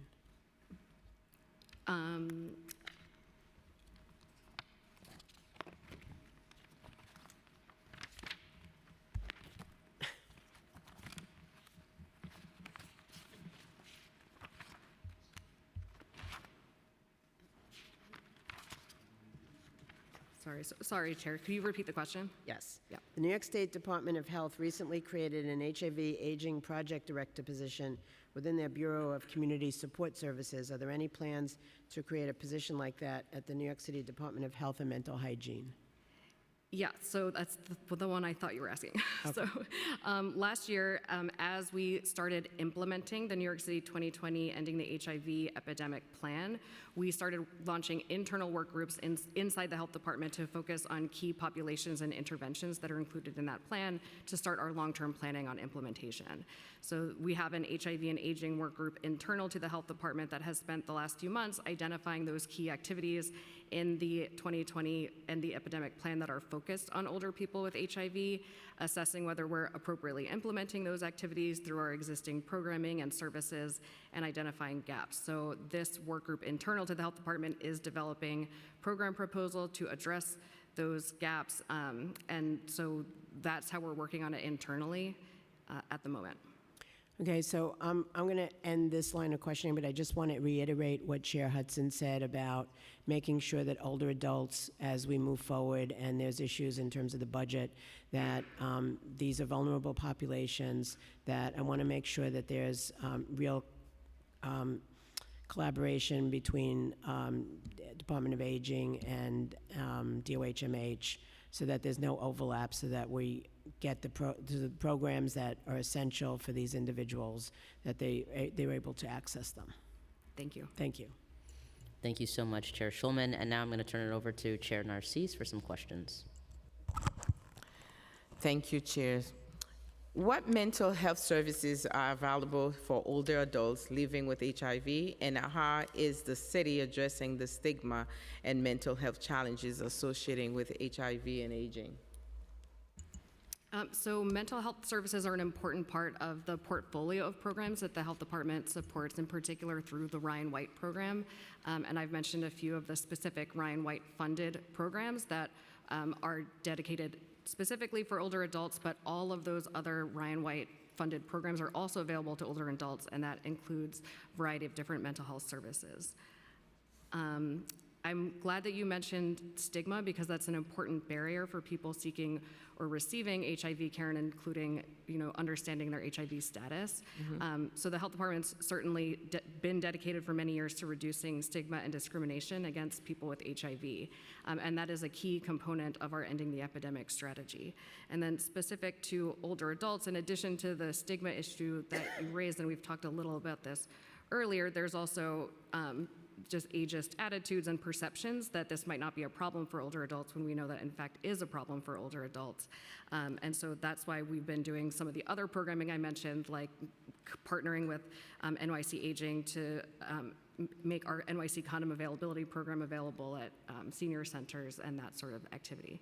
I want to ask my Department for the Aging colleagues if they would like to address some of your question also. So I don't want to repeat myself, but as I mentioned earlier, our geriatric mental health programs are available in 88 older adult centers throughout the city to provide mental health services and to support people and no matter where they're coming from, and to address stigma as we continue to fight discrimination and actively address ageism through our work. Which other organization you partner with to do those programs? So I don't have the full list of the programs that are funded on Ryan White. We can send that as a follow-up. How is the city monitoring and evaluating the effectiveness of its programs and initiatives targeting at older adults living with HIV? And what improvements are being considered based on this data? Yeah, so program evaluation is a key component of how we implement any program at the health department. And in addition to formal program evaluation methods, like I mentioned, we also work with our HIV planning group. On the Ryan White program, we work very closely with the HIV Planning Council. And so these are ways that we're constantly iterating on the work that we do and trying to improve it, make it more relevant for people in New York and those that need those programs. How does H&H, now it's for H&H. I need some questions for H&H. How does H&H ensure that its HIV services are accessible and tailored to the needs of the older adults? So our HIV clinics are all primary care medical home certified. That means that they're designed to provide comprehensive primary care beyond just HIV care and treatment. Our care model is a holistic approach that addresses HIV care in the context of comprehensive primary care. We really focus on preventing what we can, catching comorbidities early, and really treating the whole person. There's an emphasis on prevention and really a strong focus on social drivers of poor health to try and alleviate those as much as we can to ensure our patients can access excellent health care. We screen for needs at each visit to identify barriers to achieving optimal health, and we connect individuals to resources, both internal as well as external. We have a robust network of supports available across health and hospitals that improves access to specialty care that's needed by many older adults. Thank you. Are there any unique challenges or consideration when providing HIV services to older adults, and how does H&H address them? So one unique consideration is the aspect of polypharmacy. So that's being prescribed multiple medications. 81% of our adults are on 5 or more medications, and that's in addition to their HIV regimen. We have supports including social work support, adherence support, care coordination, case conferencing.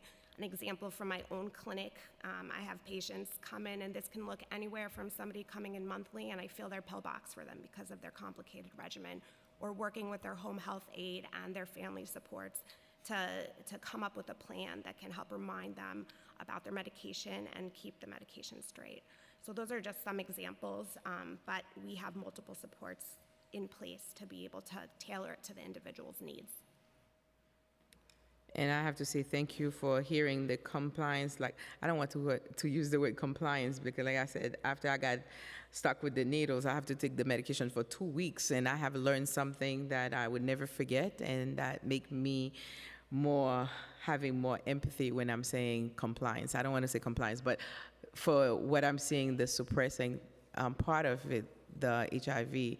So I will say that we're doing a good job, and but when it comes to Black and brown communities, we're still not seeing that effectiveness of, I don't want to use, again, compliance, but the people responding to the medication better. So you have the collaboration of the AIDS in the house, HHA, and having the whole team together. I think that's the best way. And do the follow-up more often. You don't have a lax on people not returning to the clinics. And by the way, I will assume that in every H&H building you have the team working with HIV patients. So we have 16 HIV clinics across our 16. system in all boroughs, but at any point of entry into health and hospitals, there's potential connection, or there is the possibility of connection to services, whether it's in one of those clinics or at any entry point.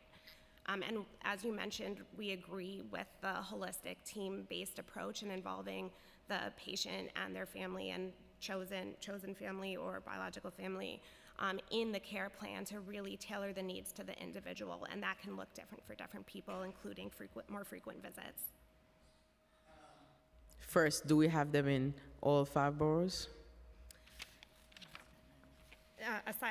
4 boroughs, I'm sorry, aside from Staten Island. Except Staten Island. So do you have, what's the number look like in Staten Island? I don't have that answer for you now, but we can follow up.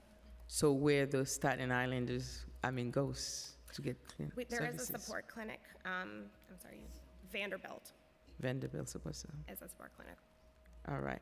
We are in a housing crisis. I should not be asking that question, but being a nurse in a home care nurse setting, used to serve the HIV and AIDS clients, I know how difficult it is for them to have housing issues. It is a comprehensive approach, talking about the social worker, making sure that because without a home, you cannot be compliant to your medication. You cannot even, process things. So are they getting support services through that program you were talking about too?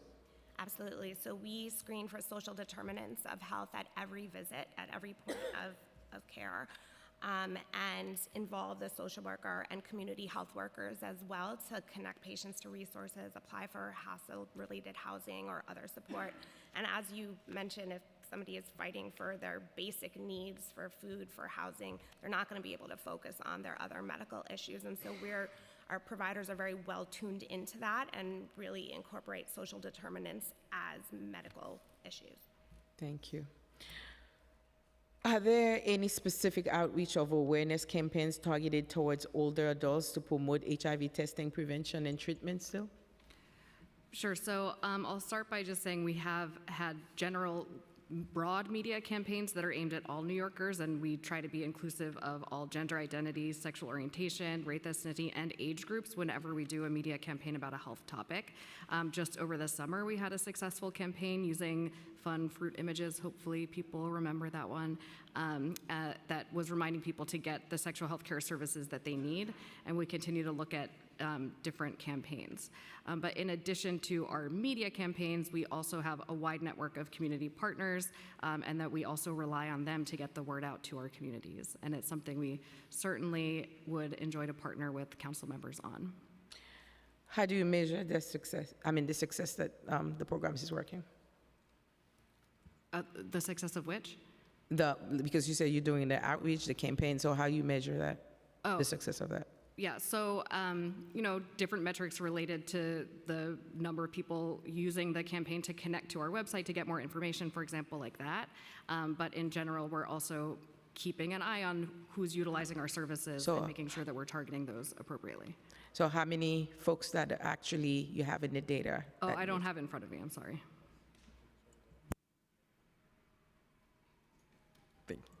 Can you share the data when you get it?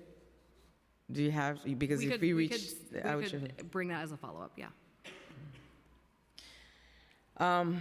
Does H&H offer specialized support groups or counseling services for older adults living with HIV? If so, I think you kind of geared to that already. Provide more details about these programs. I think you already did most of them. You have anything that you want to add to it? I can add that we have behavioral health counseling and services embedded in many of our HIV clinics and available at all of our facilities. What partnership, collaboration, I think I asked you that too, that which partnership that you have, some of the organization, you don't have the data, you're gonna send it to us for the partnership that you're creating through the partnership yeah, so, that you have. Right, so we'll be able to share the organizations that are participating as our Be Into Health campaign, the Ryan White clinics that Dr. Kaplan described, and the PlaySure Network. Okay. Are there any specific initiatives or program within H&H that focus on raising awareness and reducing stigma around HIV in older adults? You kind of touch it, but if you want to highlight it and a little deeper, dive in it deeper for me, if you can. Sure. So in the past, we've held a groundbreaking stigma summit that was a dialogue and is an ongoing dialogue between staff and patients to really try and bridge the understanding about how systems can be improved and to help our staff understand what the community's concerns are. Art and performance have been a part of this ongoing dialogue to give a platform for a variety of forms of expression. We have one of our team staffers who participates in weekly consumer group calls to integrate consumer voices into our regular work. We see opportunities like that, and we get a weekly update about what those concerns are. And we really try and seek opportunities like this that really take the burden off of the consumers to have to constantly be educating us about how we can evolve and improve. Okay. How does H&H ensure that older adults living with HIV receive comprehensive health care beyond just HIV treatment? You started too. You can dive in it deeper. So our HIV clinics are all primary care medical home certified. Our model, again, is a holistic approach that addresses HIV primary care consistent with New York State guidance. All of our patients with HIV are managed by an HIV specialist who also does their primary care, so it's not siloed HIV care with other medical care. It's all within one setting. Okay. What steps does H&H take to promote regular HIV testing among older adults and encourage early detection of the virus? So we have policy to screen everybody annually, more than just once in a lifetime, for 13 years and older, and this does not have an age cap. So this goes through the age spectrum. And in addition, all of our patients with HIV screen regularly for STIs. We acknowledge that sexual health care is a key component for overall health care, and we've identified ways to flag patients within our medical record who could be eligible for PrEP for prevention services, and this also does not have an age cap. That's good. I like that. Are there any age-related considerations that when it comes to HIV treatment and medication management for older adults, and how does H&H address them? I think I mentioned that a bit with You the, mentioned it, with the yeah. polypharmacy, but part of the Ryan White funding that Dr. Quinn mentioned is increasing funding for pharmacists throughout our system that can help review medication lists, look for drug-drug interactions, and just medications that should be avoided in older patients in general. So that in addition to the supports that I previously mentioned. And that goes for the newly diagnosed too, I'm assuming. Absolutely. We have numerous resources and supports for all patients newly diagnosed. That can include applying for health insurance access. We have a way of, at Health and Hospitals, we're lucky to be able to provide access to healthcare and medications for all individuals, regardless of immigration status and ability to pay. So everybody is able to access HIV medication. I think we start going there too with that one. How does HNH address the intersection of HIV and other health conditions that may be more prevalent among older adults? So we care for the whole person. Some of the specific aging-related issues that we pay a lot of attention to, this is not an exhaustive list, but include frailty, social isolation, multimorbidity, including multiple comorbid conditions, cardiovascular disease, cancer prevention as well as treatment, neurocognitive decline, and polypharmacy. We're working with our geriatric experts across our system to really kind of infuse the model of geriatric care into HIV primary care, because we need to not just meet capacity, but really expand as this population is growing. Thank you. I have a lot more good questions, but I have to pass it on to my chair because we have other colleagues here. We have to make sure that they can ask questions. Thank you. Thank you. We'll come back to you, Chair Narcisse. Councilmember Brooks Powers. Thank you, chairs, and thank you for the presentation, the testimony today. Just had a few really quick questions. In terms of facilities and staff, how many facilities offer HIV services to older adults? And I'm particularly interested in the location by borough, wanting to know where they are, and if you could provide a breakdown of how many medical staffers are currently working in these facilities. Council member, can you clarify if you're asking about the entire city of New York or for health and hospitals? I'm asking for health and hospitals. But if you have the full city data, it would be good to know too. So we have 16 HIV clinics. I think here it's not listed by borough. Give me one moment. So Bronx, Morrisania, Jacoby, North Central, and Lincoln.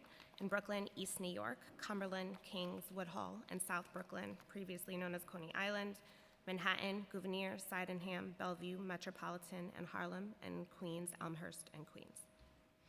So in Queens, you have none for Southeast Queens. Hopefully when the, I guess the Gotham Center opens in Far Rockaway, that could be something that is included there to have some type of coverage. And in terms of the medical staffers? In terms of the medical staffers, we have 80 HIV specialists across our system. I don't have the exact numbers per clinic, but our clinic sizes vary dramatically. It can be anywhere from 50 patients to 2,000 patients. And so our staffing models and needs reflect that variety across clinics. And are you experiencing staff shortages? And if so, how many vacancies? We're not experiencing any specific staffing shortages. We always evolve and restructure our teams based on our evolving patient needs. And then lastly, I just wanted to also ask, I know a lot of older adults rely on local print media to get their information about resources that are available. Can you discuss the strategy you all use for outreach and hyper-local media outlets to ensure this information gets into communities like the one I represent, covering Southeast Queens and the Rockaways? So, in terms of information accessibility, like I mentioned, we certainly rely on our partners and funded entities to do outreach among their specific communities. But in general, our information that is available online and all of our website pages are designed to be accessible for people with a range of different ability levels. And we are also making sure that all of our information is accessible to people who do not speak English. So all the health department public-facing materials are translated into several other languages. For direct services, we also have language access services available for translation. And specifically to Spanish, our sexual health marketing campaigns are also available in Spanish. So to answer the question more directly, you do not do local print media advertising? So that varies on the specific media campaign, which I don't have the details about in front of me. Do you know if you've had any media campaigns covering local outlets in Southeast Queens? We would have to get back to you about that. If you will, please. Thank you. Thank you, chairs. Thank you, Councilmember Brewer. Thank you very much. I'm interested in the bigger policy. I remember when the previous governor, Deborah Fraser Howe, C. Virginia Fields, and others had a big press conference. We're ending the epidemic. That was a big press conference. And since then, I think you mentioned about, the commissioner talked about it in his testimony, talked about the 9 sessions, et cetera. But is there like a piece of paper that says these are the 12 ways in which we are going to end the epidemic by X? And how are you working with the state on it? There's some question here that the state has appointed a community support person to talk about AIDS and HIV. I don't know that that helps. I'm not always a big believer in a person, but what are the actual steps and by what date? And what are we all doing to get there? Yes, thank you for that question. So it was 2014 when New York State announced the plan for moving us to I end remember all the end characters. the AIDS epidemic. And actually, we had made a lot of progress as a state by 2019 in reducing the number of new HIV infections to be below the number of deaths that year among people diagnosed with HIV. So that was like a key milestone in our ending the epidemic That was plan. in 19 is what you're saying. That was in 2019. Then in 2020, there was the COVID-19 pandemic, and that really impacted availability and uptake of HIV testing, prevention services, just access to care in general was really impacted. But now we're in 20 during that year. That's yes. over. So then in the New York State Department of Health after 2020, with local health departments like New York City, revised the ending the epidemic timeline and pledged to reach those end the epidemic goals by December 2025. And so those revised end the epidemic goals informed the city goals. That is included in the New York City 2020 Ending the HIV Epidemic Plan, which was released in March of 2021. And then following that, there was a New York City Integrated HIV Prevention and Care Plan that came out in 2022 to cover the years 2022 through 2026. So we co-authored that with the New York State Department of Health and Nassau County Department of Health. So what's in the HIV epidemic plan, I think was the second part of your question. So this plan includes 7 priority populations, one of which is the focus of today, which is people ages 50 years and older. There are some specific key activities focused on older people with HIV. That includes improving access to comprehensive and integrated health care that is person-centered and responsive to complex medical comorbidities that Dr. Kaplan has been describing really well, to increase engagement with behavioral health care of people ages 50 and older, to support strategies and programming to address social isolation, nutrition, exercise, and other health maintenance needs for this population, to ensure services address the needs of those with social isolation or limited mobility by using telemedicine, in-home visits, or transportation services, addressing technology challenges that are sometimes encountered by people ages 50 and older through increased education on different modes of technology, supporting housing models and other interventions that promote intergenerational contact. That's a nice idea, but it doesn't happen. Go ahead. So these are like a broad set of things that are included in the HIV epidemic plan. I'm just talking about the ones that relate to people age 50 and older today, but I certainly would direct people towards both the 2020 Ending the HIV Epidemic Plan and the Integrated HIV Prevention and Care Plan for more specific details. Okay, and certainly there are things in those plans that require beyond the health department to, as the commissioner described, a whole of. Well, I know my time is up, but you think you're going to make the 2025 December, and does your data show you that it's possible? So we believe it's not possible. Timeframe. We believe it's possible to end the epidemic. We will have new data for our 2022 HIV surveillance data will be released around World AIDS Day this year, coming up on December 1st. So that'll be another checkpoint for us. Okay, and then what would take? Would the state be updating the date if they're not going to make the 25? How does that work? I hope it makes it. I'm interested in ending this epidemic like everybody else. Well, you think you're going to make it? Is that what you're trying to tell me? Yeah, I can't speak specifically to New York State's plans after next year, but. But you coordinate with them? We definitely coordinate with them, yeah. All right, and one more last thing. I'm just a huge SAGE fan. I just want to make that clear. Thank you. Yeah, me too. Thank you, Councilmember Brewer. I'll now turn it over to Councilmember Rivera. Thank you very much. And I want to thank the chairs for their openings because I know, Chair Hudson, you mentioned just socialization and mental health, and Chair Schulman and Narcisse as well, just really covering the needs of tens of thousands of New Yorkers at this point. And I was pleased, you're always pleased to see the data. I feel like so many of us know individuals who have lost their lives to this disease, but many of us do know people that are in our communities, and some of them are thriving. Some of them are doing really well. I know constituents who have lived for decades living with HIV. And then I also know others who I feel are really experiencing mental health distress. It is, I feel like geriatric mental health, which is what we call it, I know that's broad, and that includes people living with HIV, are really some of the first programs to get cut in the budget. And we're very, very worried. And I just want to thank the chairs again for having this hearing. So we had some good news, right? 83% living virally suppressed. I think that's good. That's good data. People are living their healthy lives. But you capture demographics clearly. Black and Latinos disproportionately affected. Do you have the neighborhoods where individuals living with HIV live? Did I miss that? We certainly have information on that, and in the annual HIV surveillance report that the health department issues usually around December 1st of each year, there's breakdowns by boroughs. So I don't have it right in front of me to talk about today, but I would certainly direct people's attention towards our HIV surveillance report, and many years of those are posted on our website, but the newest one, which will reflect 2022 data, will be released at the end of this month. Okay, thank you. So you track their needs, right? You track individuals, their priorities, what they ask you for?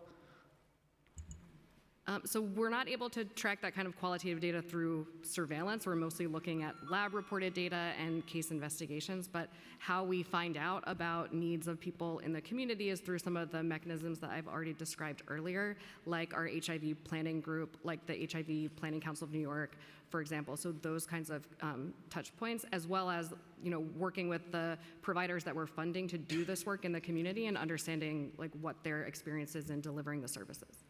I only ask, and I'm going to wrap up, because I have constituents who even live in supportive housing in my district who are asking for basic things like food. This is an incredibly expensive city. Many people are living on a fixed income, very, very low income, and they can't even afford the food. And my neighborhood is actually, we're geographically one of the lucky ones. They can go over to Chelsea and get those quick use services. They can go over to community-based organizations like SAGE. But why I asked about the neighborhoods is because what Councilmember Sanchez said is so important. Not everybody can get to Chelsea and Fort Greene. And when we're looking at where Black and Latinos live disproportionately in New York City, that's much farther away. Those are in outer boroughs. Those are in transit deserts. So we just ask that, you try to work with us, and we'll be there for you. The socialization is so important, the isolation, the mental health, the outreach specifically to neighborhoods that are typically underserved. We hope you'll step that up, and we hope to be partners. Thank you. Thank you. Thank you, Councilmember. Okay, I have 6 questions that I hope will take no more than 12 minutes, and then I'm going to turn it over to Chair Schulman. Oh, she doesn't have any more questions. Okay. After my questions, we'll take a quick bio break, and then we'll get into the public testimony, okay? What efforts are being made to address social and economic challenges faced by older adults living with HIV, including housing instability and poverty? Yeah, so I think we heard a lot of really excellent information from Dr. Kaplan-Lewis about some of the direct clinical services that are provided to HIV patients in the H&H system, as well as how those are connected to the needs that they have to support their social determinants of health. I would just mention also that there is a comprehensive universe of Ryan White services that are available to anyone who's eligible that meets the income requirements for Ryan White eligibility, and that really includes all of the things that support someone's ability to maintain their treatment on HIV, so food and nutrition, emergency financial assistance, housing, early intervention services, harm reduction services. There's a lot that's supported by that program that addresses the question that you're asking. Thank you. Are there specific policies or programs in place to address the stigma and discrimination faced by older adults living with HIV? I've talked about this a bit earlier, but certainly stigma and in particular issues related to age are certainly a concern for us in terms of making sure that people are able to access and willing to access HIV testing as well as care and treatment. So we work with all of our partners and providers in New York City to try to address some of those issues. What measures are taken to ensure that healthcare providers and support services are culturally sensitive and responsive to the needs of older adults from diverse backgrounds? Yeah, so that's something that we work closely with for funded providers, that the health department has expectations around sets but we also work with other providers in New York City to make sure that they understand like what are the requirements around testing. For example, New York State removed a limit for annual HIV testing required in primary care settings in 2016, so we're constantly educating providers about those kinds of topics. And you've addressed this question specific to other statements that you've made and programs, but just overall, how does the city evaluate the effectiveness and impact of its programs and policies targeting older adults living with HIV? Yeah, so in addition to monitoring the individual programs and soliciting input from our stakeholders on all of the programs as we move along, we're also certainly utilizing our surveillance data that I've also talked a little bit about to understand where we are in the epidemic and where more effort needs to be put. Anything from NYC Aging on that one? So like our colleagues, we're very committed to evaluating the effectiveness of our variety of programs through KPIs and opportunity to come together, review data, and use it to drive continuous quality improvement across our program portfolio. We have individualized metrics that are developed that are specific to the outcomes related to each of our various programs. And we rely on our partnership with the health department as well as health and hospitals to address the healthcare and medical needs of older adults living with HIV. Thank you. How does the city assist older adults in accessing adequate insurance coverage for HIV prevention, treatment, and supportive care? Does NYC Aging still provide assistance through the Health Insurance Information Counseling Assistance Program? Yes. New York City Aging Older Adult Centers provides case assistance to older adults who are navigating many processes regarding the benefits that they need. This can include insurance coverage, which relates to specific health care needs and what benefits they're entitled to.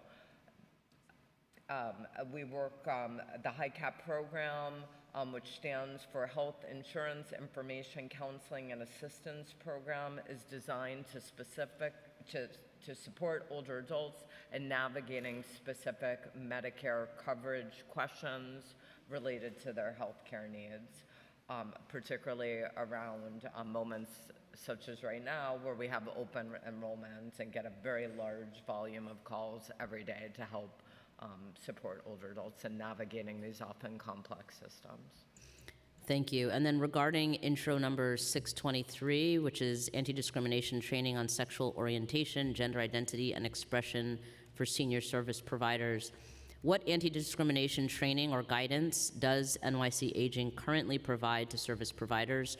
Are all contracted providers required to administer anti-discrimination trainings for staff?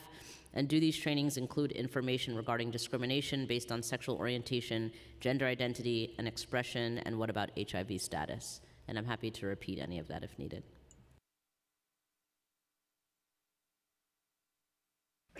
We agree that this is a very important issue. As with any new training for human service workers, we want to ensure that the development and implementation is carefully considered. We're still reviewing the particulars of the bill and its impact on our programs and providers. We welcome continued conversation with the council regarding the intent.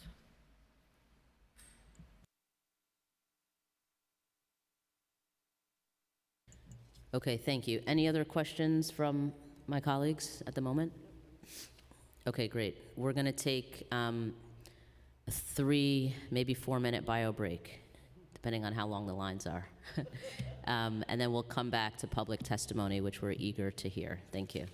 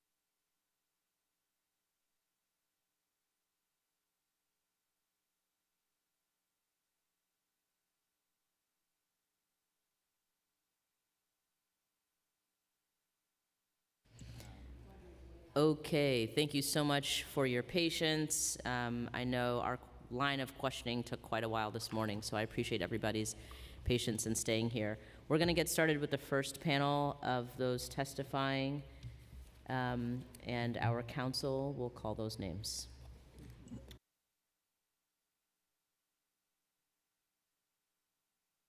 And I apologize, I want to just acknowledge Councilmember Velasquez, who has joined us. Thank you. Thank you, Chair. Good afternoon, everyone. Thank you for your patience. Just a reminder that you will have 72 hours after the close of this hearing to submit written testimony. We do encourage you to submit written testimony. It is all read and considered by the committee staff, and we greatly appreciate the work that you put into it. We will be doing some hybrid panels today, so that'll be a mix of in-person and virtual folks. And so just folks who are testifying virtually, please just be on notice that your name might be called. And so our first panel is going to be MJ Akma, Darcy Connors, Samuel Sheldon, all in person, and then Terry Wilder, William Knowles, and David Martin on Zoom. We're going to start with the in-person individuals, and then we'll move to the folks I called on Zoom. And MJ, you can begin when you're ready. All right, good afternoon. My name is MJ Okuma with SAGE, stepping in for Darcy Connors, who's the Executive Director of SAGE Serves, the direct service division of SAGE. Our programs include dedicated services for older New Yorkers living with HIV, behavioral health services, outreach programs, special programming through our network of LGBTQ+ affirming older adult centers. I feel like it's important to state, given the testimony we heard earlier this morning, that HIV is not just an LGBTQ+ issue, and there are many older New Yorkers who need HIV services who will need to access those differently than through our older adult center system. Additionally, there are clear silos regarding this issue that need to be broken down between departments to ensure that our city can best service this population. What I wanted to speak to this afternoon was the impact of HIV-related stigma and ageism on older adults living with and vulnerable with HIV. Ageism is discrimination based on age and has severe consequences like increased mortality rates, compromised health, accelerated aging, mental health and cognitive decline, and diminished quality of life. HIV-related stigma, characterized as a negative attitudes towards individuals with HIV, is a significant barrier to effective HIV care and quality of life. Older people living with HIV experience the intersectional of stigma resulting from both HIV stigma and ageism, which results in compounding discrimination, creating the need for dedicated funding and policies to reach this community. There are several ways the city can help combat this intersection of ageism and HIV-related stigma, including training healthcare providers on HIV screening, early diagnosis and treatment for older people, allocating funding and implementing HIV prevention, education, social services, and outreach initiatives specifically for older adults, developing tailored HIV treatment and prevention guidelines for older adults, creating and rolling out an intersectional HIV stigma and ageism campaign, and training social service providers on the unique needs and experiences of older adults living with HIV. SAGE also supports Intro 623 to train aging services providers on preventing discrimination on the basis of sexuality, gender identity, and gender expression, but strongly recommends adding HIV status to that bill. Let us work together to create a free, stigma-free city. Thank you so much for this opportunity to testify and for holding this really important hearing. Thank you, MJ.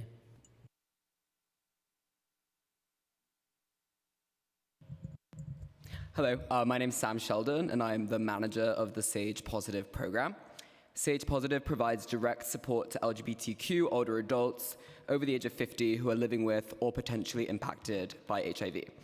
SAGE has offered services to the HIV population since the beginning of the epidemic, programs like what has now become the longest running support group in the United States for older adults living with HIV. In 2016, the SAGE Positive program was formed to consolidate SAGE's HIV, STI, and sexual wellness programming under one roof. The program offers case management, wellness workshops, support groups, and referrals to other mental health services. Time and time again, when we perform needs assessment surveys with our participants, their primary interest is in social events to connect them with others in the community. When working closely with our participants, I often hear them talking about loss. The loss in the 1980s and 90s of their peer group during the AIDS epidemic, the loss of connectedness and loved ones due to aging. It's my belief that these sustained and compounded emotional losses are a large part of the statistically higher rates of loneliness, isolation, and a sense of stigma that we see in older adults living with HIV, specifically in the long-term survivor community. The HIV support group that I facilitate is a method to foster resilience and social connectivity and to address issues not only around HIV, but around aging. What's it like to encounter multi-morbidities that are common in long-term survivors? What it means to navigate a post-pandemic New York City with fewer loved ones and a changed environment. How history of past losses contribute to an even augmented sense of current grief. One of the other pillars of SAGE Positive is HIV and STI prevention through the larger lens of sexual wellness, looking at what sex and intimacy are like as we age, and how we as providers can support risk reduction practices in populations who still have many questions or even ambivalence around PrEP or around U equals U, undetectable equals untransmittable. These conversations are especially important because our participants report that they are rarely happening among their peers and almost never occur in the doctor's office. I'm excited to announce that thanks to recent funding from ViV Healthcare, we are creating the SAGE Center for Sexual Wellness and Aging, which will feature workshops, trainings, and support groups, both for the entire LGBTQ+ older adult community, and more specifically for those of our participants who are aging with HIV. Programs like these are effective and impactful, but as has been mentioned today, these programs are not accessible to all New Yorkers who would benefit from them. The city should foster the creation of more programs such as SAGE Positive and our new Center for Sexual Wellness and Aging. New York City must also allocate resources to develop HIV prevention campaigns catered to the unique needs of older people who are so often left out of educational outreach campaigns, and to educate community organizations like older adult centers and like medical providers on how to initiate these important conversations. Thank you so much for this opportunity. Thank you, Sam. Thank you. We're going to be moving now to folks on Zoom. Terry Wilder, please wait for the Sergeant at Arms to call time before you begin your testimony. Time starts.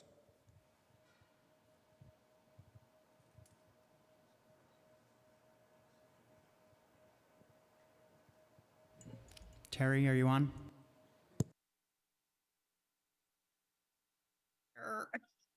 Yes. Hi. Yes, I just wasn't unmuted. Apologies. Good afternoon. My name is Terry Wilder, and I'm the HIV and Aging Policy Advocate at SAGE. I'm a social worker by training, and I've worked in HIV since 1989. I served on the Governor's Task Force to End AIDS and currently serve on the New York State Department of Health AIDS Institute subcommittee charged with making sure we're implementing the governor's plan. When I first started working in HIV, many of my clients died. Death surrounded me. It was really challenging to be hopeful because we didn't have effective treatments. That really all changed in 1996 because of science. And I need to be honest and tell you that I never thought that I would be in front of you today in 2023 talking about aging with HIV and the needs of older people with HIV, because we just didn't think people would live that long. I'm incredibly grateful that people with HIV are aging and living longer. However, we have an imminent crisis that we're facing in New York City. The community of people who are aging with HIV is growing rapidly, and in 10 years, our healthcare system will be completely overwhelmed. I want to highlight a few issues that are particularly concerning to me. As people grow older with HIV, their care becomes more complex. They're more likely to experience cardiovascular disease, malignancies, osteoporosis, cognitive impairment, frailty, and disability. And because of this, they're more likely to need long-term care. This not only includes care that would be provided at a long-term care facility like a nursing home, but through home care services. We really must consider the unique needs of the community as they age and ask ourselves, are these facilities ready to take care of older people with HIV? Are the home care agencies prepared? If 80% of all people living with HIV in New York State live in New York City, and 25% of them are over the age of 60, do we have the system, services, and resources in place to care for them with the complex needs that come with growing older with HIV? I really want to state how imperative it is for us to create provisions of care that make it easier for people with HIV to age in their homes. I don't know one person who wants to end up in a nursing home. And while that will be the case for many, I want us to really think about how we can make it possible for people aging with HIV to live in their homes for as long as possible, really ensuring that individuals aging with HIV can access those home health services. Because honestly, this is vital for their well-being and independence. Home care services play a crucial role in allowing individuals to age in the comfort of their homes, maintaining their independence and preserving their quality of life. Home health is key to allowing people to age at home. And finally, we've repeatedly heard about the profound impact of isolation and loneliness on people aging with HIV. Adequate funding for recreational activities, social programs, supportive counseling, and mental health services to keep this community connected and supported is essential for their mental and emotional well-being. And I'd love to hear more details on how the New York City Department of Health and Mental Hygiene specific HIV program is working to address these issues via their resources and funding. We cannot afford to wait any longer to address these issues. And while I was only able to touch on a few things, I want to stress that together we can develop a comprehensive plan to allocate resources, enhance care, provide the necessary support, and ensure that those aging with HIV can live healthy, fulfilling lives with access to long-term care services they need and deserve. Thank you for your attention to these critical issues. Thank you, Terry. And I'd like to acknowledge that we've been joined by Councilmember Dinowitz. Thank you, Chair. We'll be moving on to William Knowles. Please wait for the Sergeant at Arms to call time before you begin your testimony. Time starts.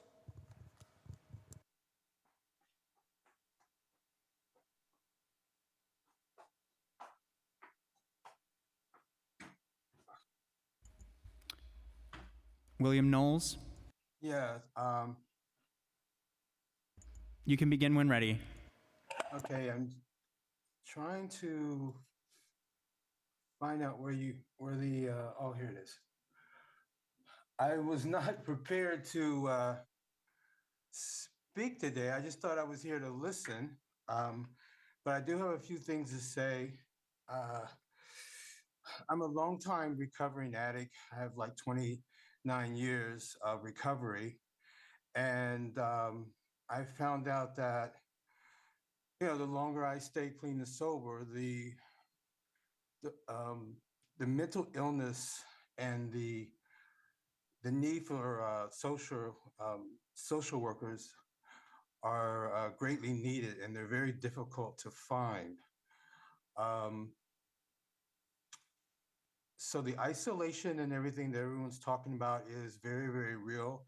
It's happened to me, and I'm very concerned about, I recently became a SAGE member of Harlem. I've also gone to 305, but I started a fashion art class at SAGE Harlem, and it's given me some comfort because the people in the class really enjoy the class. It's something new as an art class, dealing with fashion and art. And I'm really concerned about these services being cut because of the migrants and the money, the budget cuts. I'm not sure what else I would do. Also, I'm living in a 80-20. I was lucky enough to get an apartment. I've been here about 7 years so far as the housing is concerned. And I really, really like my apartment. I love where I'm at, but I have a big problem that's causing problems with my mental illness. And I've had to go all the way to the borough president's office to try to get some kind of help about it. Lifetime Gym has a outside pool that's directly above my apartment, and Time expired. pardon me? Time expired. Oh, time expired? You can finish your thought, Mr. Knowles. Oh, okay. So, yeah, I'm just trying to get moved to another apartment, and that's been a issue for me trying to get moved to another location in the building. But all the things that are being said are correct, and especially healthcare also. Thank you so much for your testimony. We can follow up with Sage to be connected with you and see if we can assist with your housing situation. Thank you so much. Just a note from the committees that we are giving everyone 2 minutes for their testimony. We have a lot of folks signed up, and we want to hear from as many people as possible. We are going to be moving on to David Martin on Zoom. Please wait for the Sergeant at Arms to call time before you begin your testimony. David? Time starts. Good afternoon, council members. My name is David Martin, and I work as the SAGE Positive Program Coordinator at SAGE. I am a volunteer appointee of the HIV Health and Human Services Planning Council for the New York EMA and serve on its executive committee. I am also an older New Yorker living with HIV for 36 years. The issue I want to raise this morning is that significant disparities exist for older New Yorkers living with HIV when seeking timely and comprehensive health care and wraparound services. What is evident through my individual experiences, hearing stories from the community, and from working for the SAGE Positive program is that older New Yorkers with HIV are often unable to get their needs met and face barriers doing so. HIV stigma, ageism, classism, homophobia, transphobia, and racism have all resulted in limited investments in prevention, medical, and social services. Direct support is needed to navigate a complex healthcare system to even access services. Many older people with HIV encounter a high volume of healthcare needs, high and unaffordable costs, perplexing insurance plans, as well as personal factors that make accessing needed services more difficult, such as comorbidities, cognitive difficulties, language barriers, and immigration status. However, the New York City Council can help tackle these issues by creating a City Council initiative on HIV and aging, which includes funding for healthcare navigation in next year's budget. It must also be stated that challenges do not stop once an individual successfully makes it to an appointment. Current clinical practices fail to best serve older New Yorkers living with HIV. Time expired. Older people with HIV require more time with our providers and different approaches to addressing the evolving and already complex intersection of comorbid conditions, yet only a customary 20-minute appointment is allowed. Oral health is paramount to nutrition.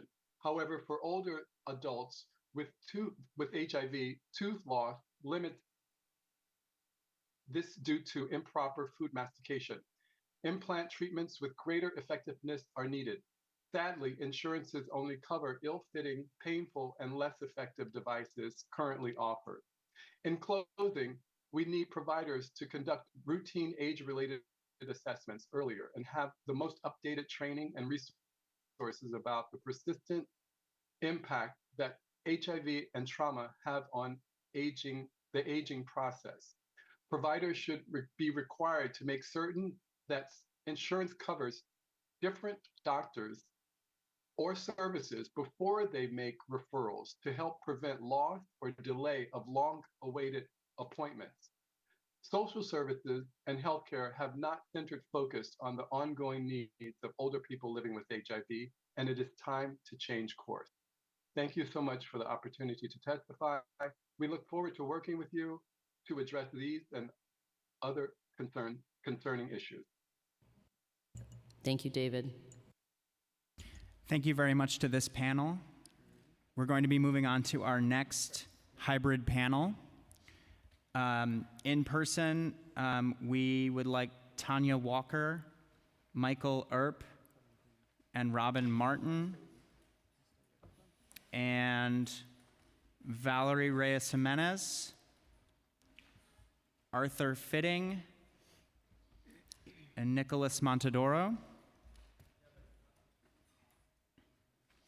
On Zoom, we'll be hearing from Lilibeth Gonzalez and Jason Sanciato.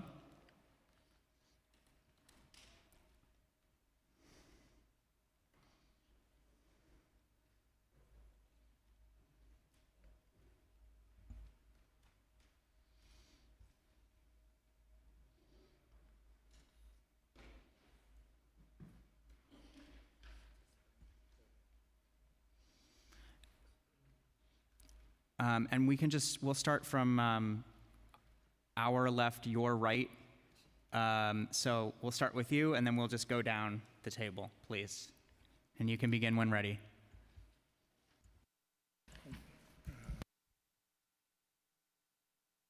Good afternoon, yes.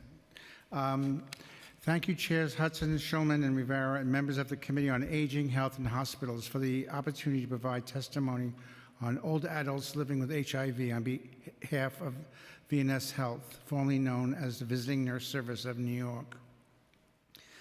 My name is Arthur Fitting. I'm a nurse. My pronouns are he, him, his, and currently I've been working with VNS Health for 30 years, and currently I'm the LGBTQ+ program manager. For nearly 130 years, our organization has provided high-quality, cost-effective care to underserved and marginalized communities throughout New York who are otherwise shut out of the healthcare system.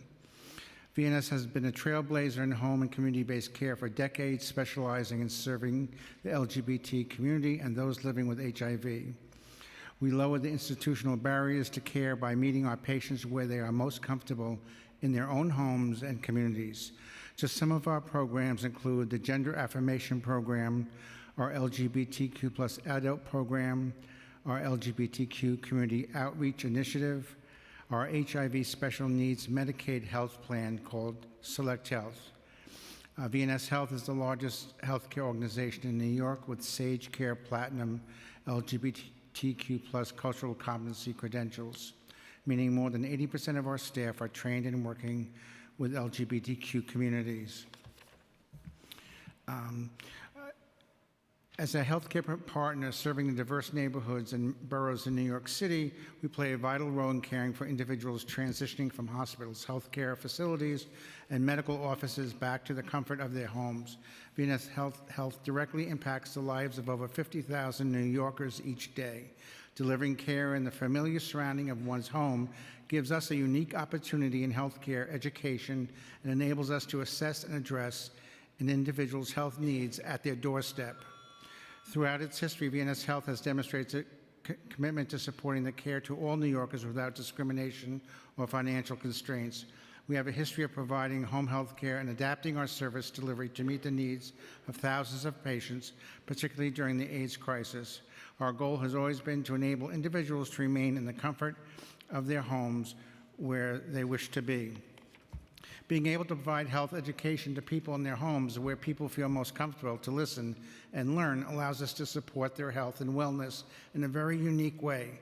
Having built coalitions and so many community-based organizations allow us to share health education with community members in the environment they feel safest in. Having a large footprint in so many communities permits us to address community-centered health equity and health educational issues. VNS Health is actively engaged in an ongoing LGBTQIA research project in collaboration with community-based organizations.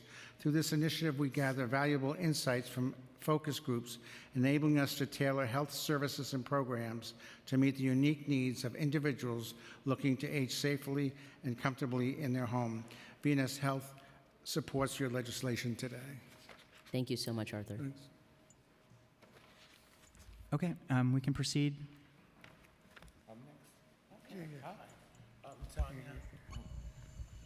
Hello, I'm Tanya Azapanza Johnson Walker, and I am 60 years old. I'm a combat engineers Army veteran, and I was diagnosed with HIV 26 years ago here in New York City.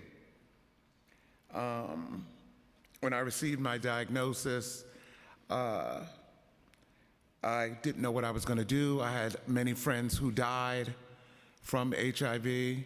I didn't think I was going to live to the age of 60. I thought I would be dead at 22 when I left the military.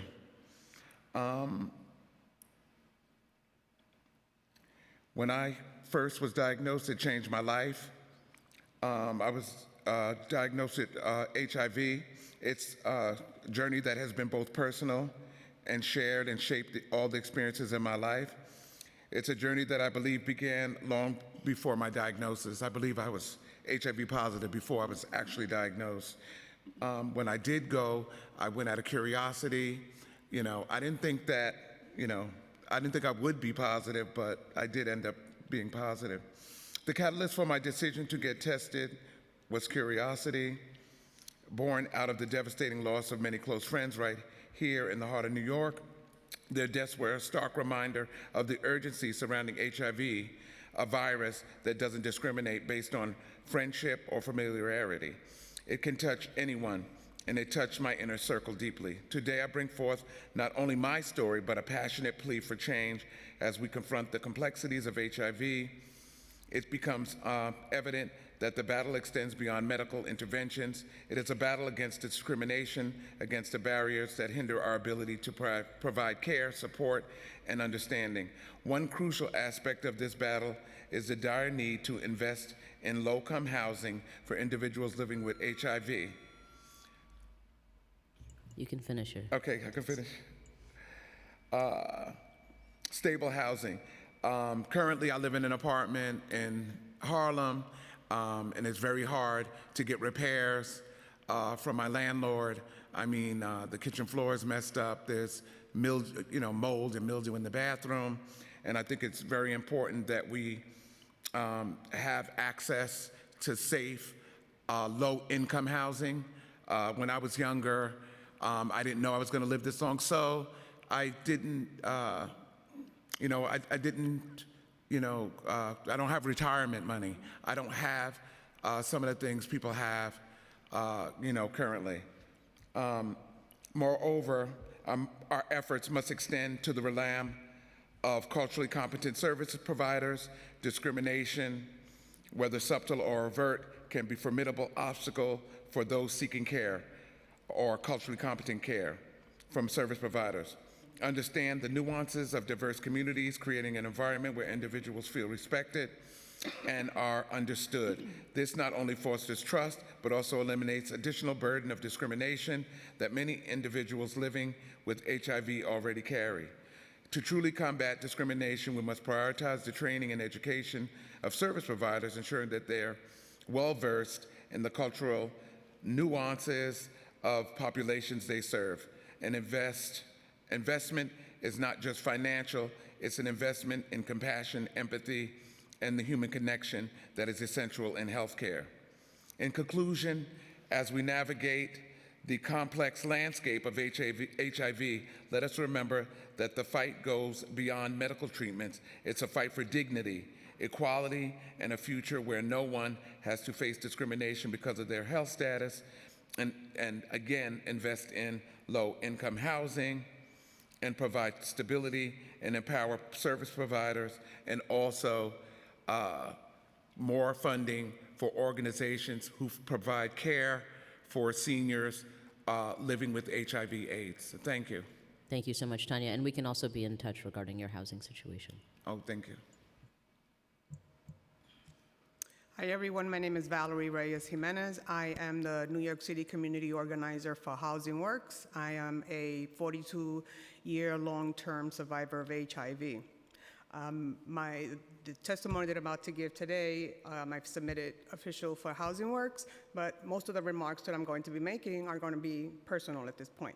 So I came to Housing Works homeless and at the lowest point in my life in August of 1991, and I now work full-time as part of the Housing Works Advocacy Department.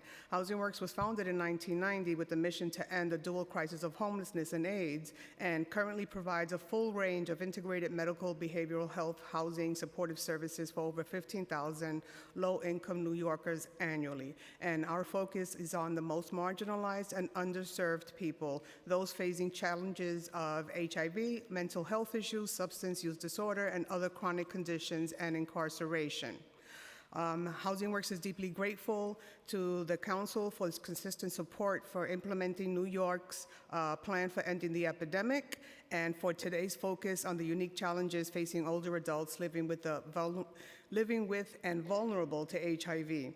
We also support all of the initiatives and resolutions before you today and urge for your continued support of the council's ending the epidemic, including and opposing all proposed cuts that are coming up. I am a native New Yorker, as are my children and grandchild, and I never expected to be pushing 60. I never expected to see my son turn 2 years old, much less 35. My daughter, age 40, is a New York City high school math teacher with the DOE who once worked at our syringe exchange program. And I have a fierce, beautiful 21-year-old granddaughter that is beyond my wildest dreams. I have a quick message to the mayor that if we placed our homeless New Yorkers, whether native, transplants, or newly arrived, in apartments instead of shelters and hotels, we would probably save $3 billion in this budget. So, and additionally, any cuts to the DOE, stop messing with our children. They're the future of our city, and there's got to be something better. There's got to be a better way. There are 4 simple steps to stopping the HIV virus. There's 4: testing, treatment, prevention, and housing. Homelessness was and still is a major social driver for becoming HIV positive and not being able to receive appropriate medical treatment. Then there's the stigma that's associated with HIV. Everyone has an HIV status. You're either positive or negative. If you're positive, welcome. You can now get early treatment and thrive. If you're negative, congratulations. There are things you can do to remain that way, including taking PrEP and testing annually to maintain your status. Testing must become routine until HIV testing is not, until that happens. HIV stigma will continue to be perpetuated. Doctors like certain populations, we're going to test you for X, Y, and Z, and then whisper, we're going to test you for HIV. Is that okay? And that is not cool. It has to become regular, has to happen all the time. Most older people that I know, like Tanya, don't have the finances needed to retire or grow old. I certainly never planned for a future, and why should I have? I shouldn't even be alive today, but I am. I can't retire. I have to work until I die, until my body says, that's it, no more. I take 1 pill a day for HIV, which ironically is one of the least of my problems. The other fistful of medications that I take daily are for severe chronic pain, depression, anxiety, nerve damage, muscle spasm, migraines, high cholesterol, and then on top of getting older, things are starting to slowly and painfully break down. So the lipodystrophy on my body has developed and is one of the worst symptoms that I grapple with. It's like permanently having a 20-pound bag of rice strapped to my front of my body, and as a result, my body dysphoria and self-esteem has taken a giant, huge hit. So I come before you today to emphasize the importance of safe, stable, and appropriate housing for older people with HIV. Housing Works is an organization that for 33 years has fought for the safe and stable housing of people living with the virus and for people at risk of HIV transmission, including those with substance use, mental health complexities, and we know that housing is health care. I'm going to skip a whole bunch of this, and I'm just going to go straight over here to the end and say that I would like to invite everyone that's here today to our World AIDS Day event that is happening at the AIDS Memorial on December 1st. We'll be there from 10 a.m. to 6 p.m. We'll be reading the names of people that have passed away from HIV. We have binders upon binders of names, and everyone, there's plenty of time, plenty of microphones for people to come down and do that. So my written testimony includes more information and proposals on meeting needs of older people with HIV, so please consider my voice and those of your constituents during any discussions of future budget negotiations. And thank you for your time. Thank you so much, Valerie, for your testimony. And I'll just add, you said permanent housing will probably save money. It's known and factually proven to save money. Permanent housing is cheaper than temporary shelter. So let me know what I need to do to help you push that, because I am all down. Yeah, let's do it. Thank you.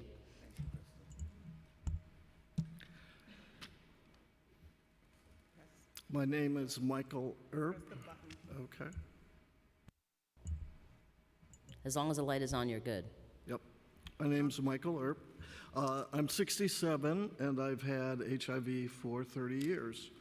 And I'm going to compress my 2 pages into sort of a restatement of what Terry from SAGE said virtually, which is that home health care is probably what my 2 pages are all about.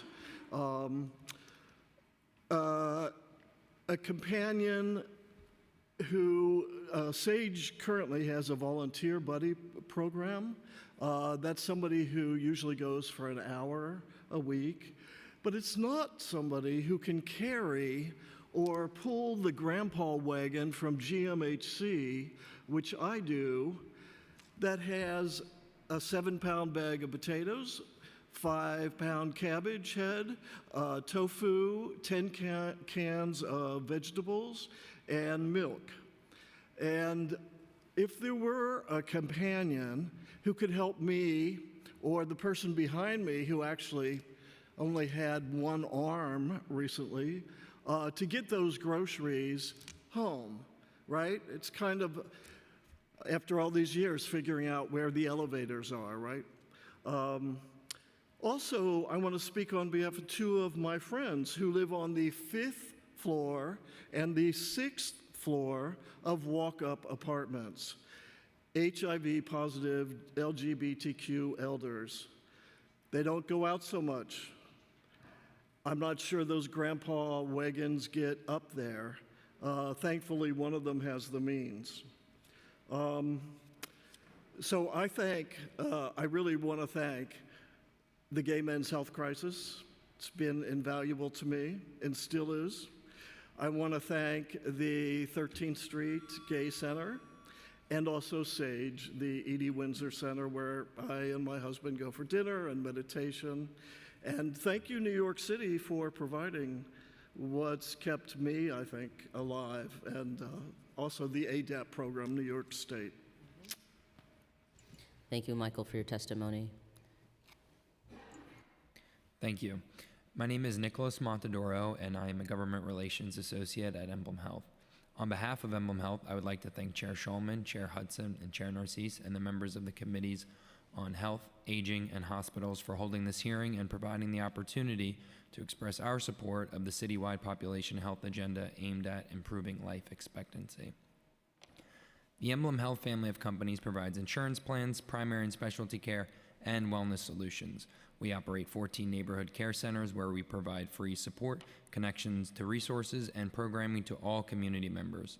Many of our centers are co-located with our partner medical practice, Advantage Care Physicians, which provides primary and specialty care at over 30 offices in the New York area.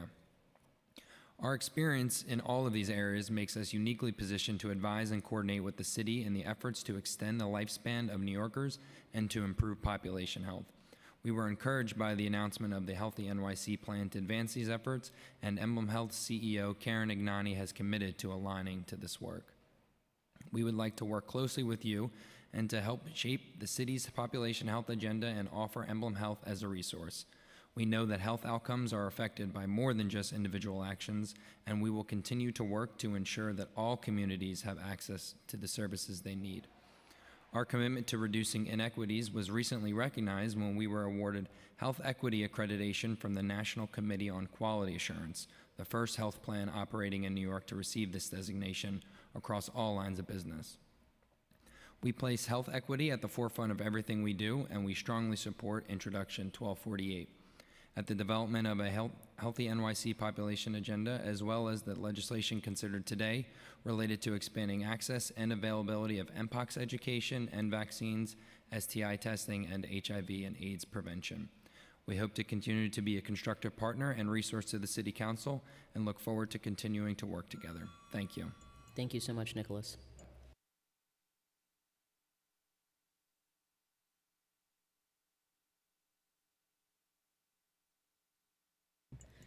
We're just going to hear from Chair Schulman for a moment. Yeah, I have a meeting that I need to go to, but I just want to say the committee council is going to be here. And as I said in my opening remarks, we haven't had a hearing about this, about HIV in older adults, since 2006. So I'm so glad at all the people that have come out today, both online and in person. I want to thank Chair Hudson and Chair Narcisse for their collaboration, and we look forward to making sure that we have the services we need for, as an older adult, I'm telling you that I'm looking forward to having services. And I worked for Gay Men's Health Crisis at one point, so I'm very proud of that too. Thank you very much. Thank you, Chair Schulman. Okay, and now we're going to be hearing from, on Zoom, Lilibeth Gonzalez. Please wait for the Sergeant at Arms to call time before you begin your testimony. As a reminder, you'll have 2 minutes. Time starts. Hello, thank you, Chair Schulman and Chair Hudson and the committee members for the opportunity to testify. My name is Lilibeth Gonzalez. I am a 68-year-old woman who's been living with an AIDS diagnosis for 31 years. I also work at Gay Men's Health Crises, the HIV and Aging program. I have already lived past my expiration date because we were all given a few months to live. I have faced many challenges, physical and mental challenges, but more support is needed because we in the HIV population just want to be able to live long and healthy lives. So more support is needed to ensure we do so. New York City must do a better job of meeting the needs of older people living with HIV and AIDS by expanding access to vital services like affordable health care, food security, accessible housing, and long-term care facilities, mental health, and substance use counseling.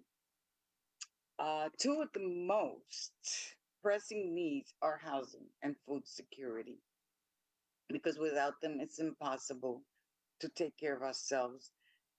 Access to healthcare services, we won't be able to have that. We can't maintain treatment, support groups, and connection to other communities are also very important, such as technology, okay?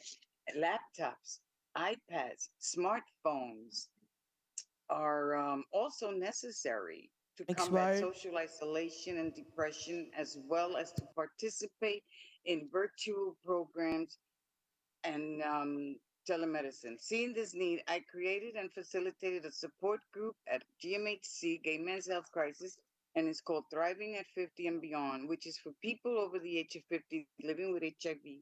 We need more funding for programs like this across the city in safe spaces that we can call home. Another major issue that I have experienced is that society does not often think about older people living with HIV. So this hearing is a good step, but we must consistently be part of the conversation to inform elected officials and community leaders about developing more solutions. These solutions include increasing HIV testing for older adults, requiring training on the topic of HIV and aging for medical and social service providers, and advocating with us to ensure we can access the medical treatments we need to thrive. Thank you again for the opportunity to testify, and I look forward for more discussions. Thank you very much. Thank you, Lilibeth. Thank you so much. We'll now be hearing from Jason Cianciato. Please wait for the Sergeant at Arms to call time before you begin your testimony. Time starts. Thank you. Chair Schulman, Hudson, Narcisse, and committee members, I'm Jason Cianciato, the Vice President of Communications and Policy at GMHC, founded in 1982 as Gay Men's Health Crisis. You already heard from my colleague Lilibeth about her personal experience and her wonderful work on our HIV and aging program. So I'm going to focus briefly on two other items on the agenda. First, I want to focus on Intro 0620 and our collective work to prevent future Mpox outbreaks. GMHC was fortunate to be able to receive funding at both the city and state level, and our last batch of funding ended at the end of September. Some brief outcomes. We served over 7,600 individuals reached by direct street outreach through over 900 in-person canvassing hours. And also facilitated over 1,400 vaccine referrals. This outreach occurred in 4 of the 5 boroughs. On social media, we reached over 225,000 impressions, 8,200 engagements, and 6,800 link clicks to various services, including city services at STI clinics to get a vaccine.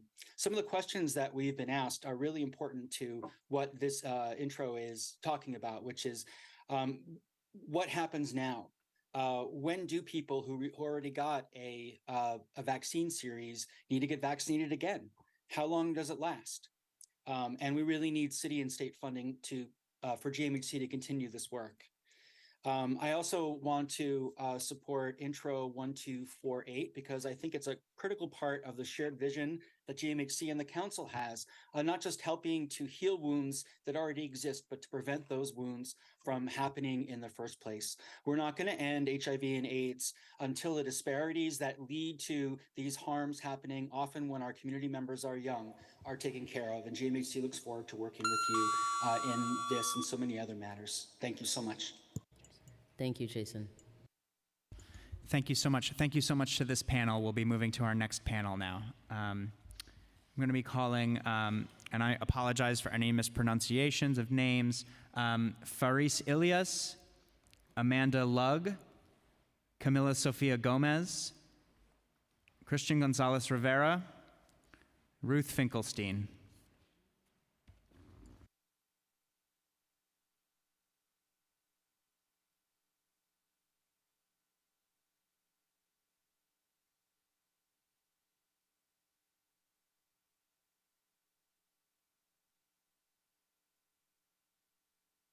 Okay. And you can proceed when ready. Sure.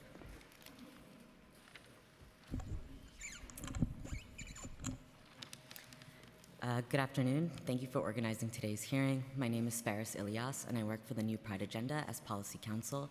Our mission is to focus education and advocacy on the most marginalized members of the LGBTQ community, including Black and Brown transgender, gender nonconforming, and non-binary people.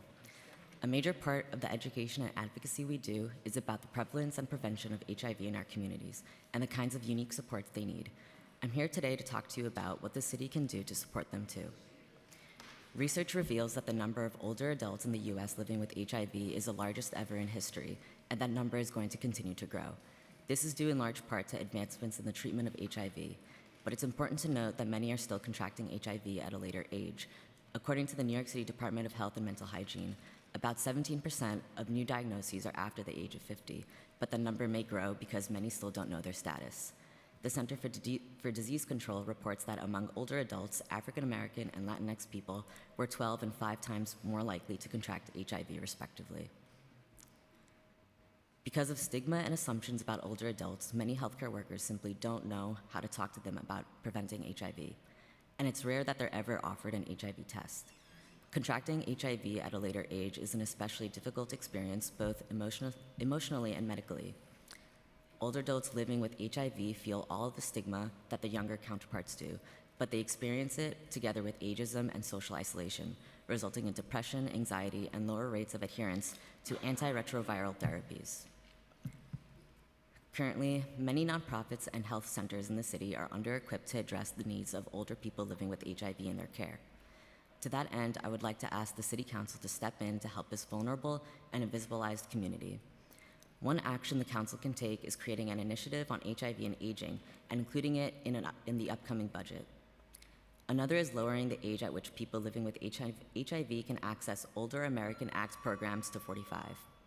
And finally, the city should remove the current upper age limit on the CDC's HIV testing guidelines, which currently only recommends HIV testing between the ages of 13 and 64. Thank you for the opportunity to speak about this issue. Thank you, Faris.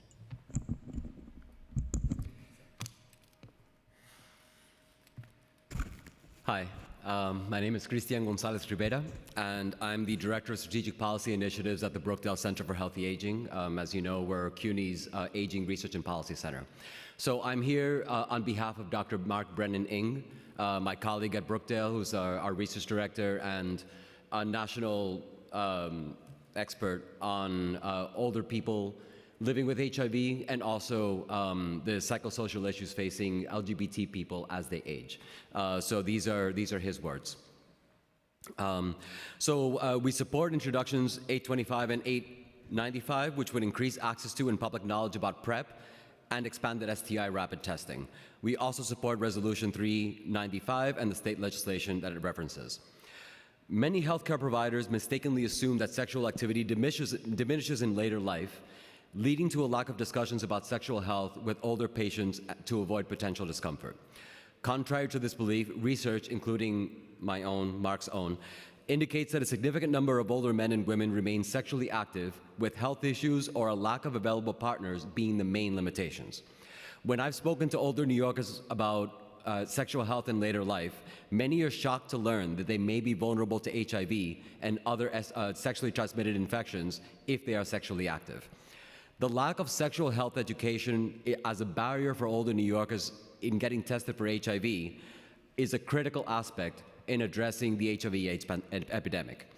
In 2018, as Farah said, 17% of new HIV diagnoses were in individuals aged 50 and older, emphasizing the need for targeted prevention measures. PrEP emerges as a crucial intervention, particularly for older adults. PrEP is not only as effective as condoms in preventing HIV transmission, but also importantly, it engages older adults in conversations with their medical providers. And for older men with erectile dysfunction, PrEP also offers protection from HIV without having to rely on condoms. And also for older women, stigma around condom use in certain populations also poses challenges. So PrEP also presents an opportunity for them to have a proactive approach to safeguarding their sexual health. Expanding PrEP could also encourage more STI testing among older individuals and serves as a precedent. The City Council's also previous support for sexual health awareness among older adults also serves as a precedent for incorporating PrEP education into existing programs. In particular, programs that were originally funded by the Council and pioneered here in New York City became a national model through the National Older Adults with HIV Initiative, or NOAA. So thank you again for your advocacy and for the opportunity to testify. And of course, as always, we remain available to you as you help improve New York as a place to live for older New Yorkers. Thank you. Thank you, Christian. Thank you. Thank you very much to this panel. We'll be moving to our next panel. Dinnick Martinez, Professor Kleinplatz, Reginald Brown, Mike Howard, and Annette Tomlin.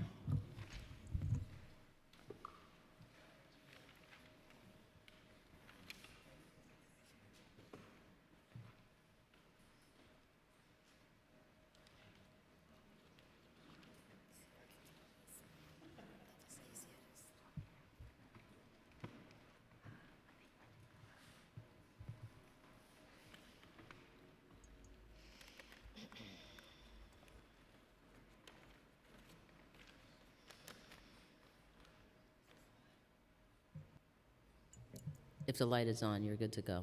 It's red. Okay. Okay. I'll go first. Okay. Good afternoon. My name is Annette Tomlin, and I am over 60, and I am aging gracefully, and I am thankful.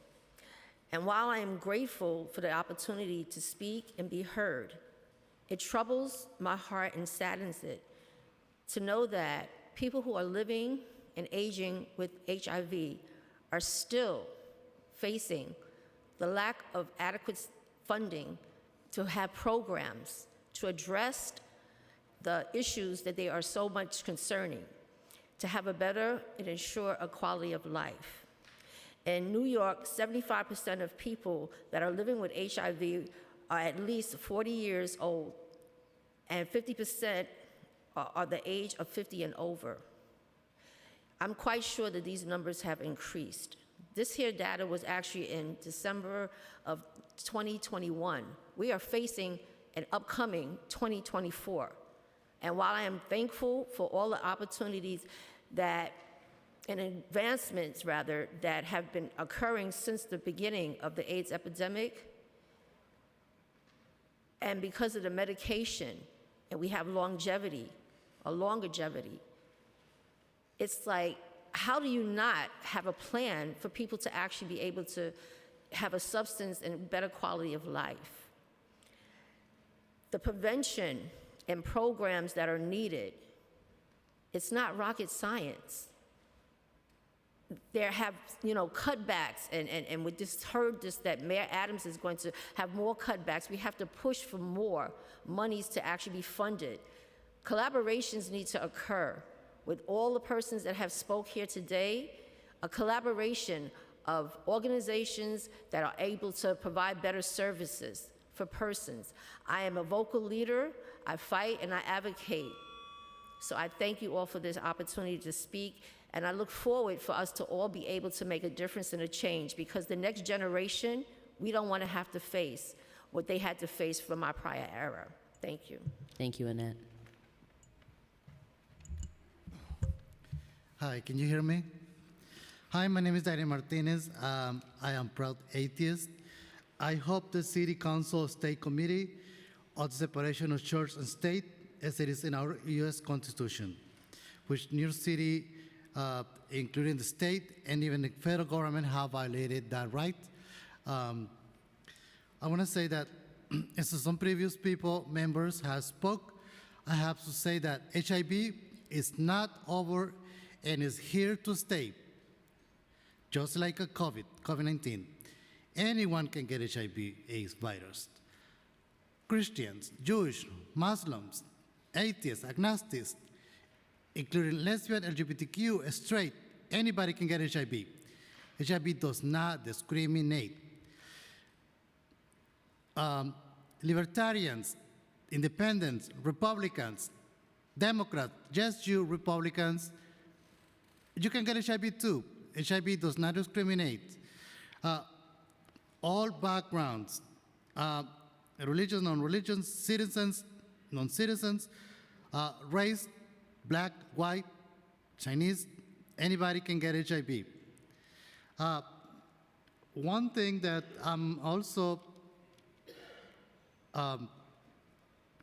one thing that I silly is not listed here, but as you know, our council member, Crystal Hudson, is in her district.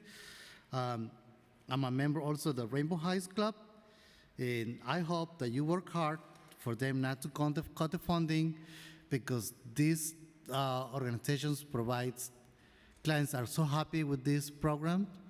And yes, there's a lot of LGBTQ elders. I believe, I don't have the statistics, but based on what I see people there, 30% or more are elders, and even elders, immigrants without papers who have been here for 20 or more years, also they need help too. They need to be housed. Thank you. Thank you so much, Danik. And I'm a big fan and supporter of Rainbow Heights Club, so thank you. So I hope they don't cut the funding, because that will be devastating. Absolutely, I hope not either. And actually, I want them to raise from the $4 to $5 that what they give every day people go there, so I want them to raise it. I would like to talk to you later. Okay, thank you. Thank you. Can I get your business card or something? I'll make sure we get your contact information. Thank you. Thank you. Thank you very much to this panel. We're going to be taking a quick break to go to a Zoom panel.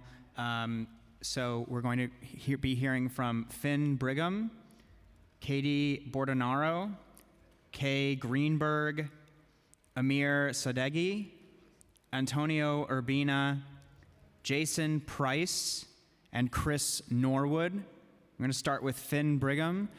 You'll each have 2 minutes for your testimony. Please wait for the Sergeant at Arms to call time before you begin your testimony. Time starts. Thank you.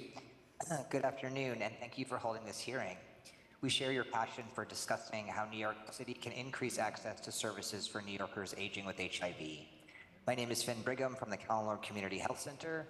Callan Lord provides healthcare services, including gender-affirming care, focused on New York City's LGBT communities.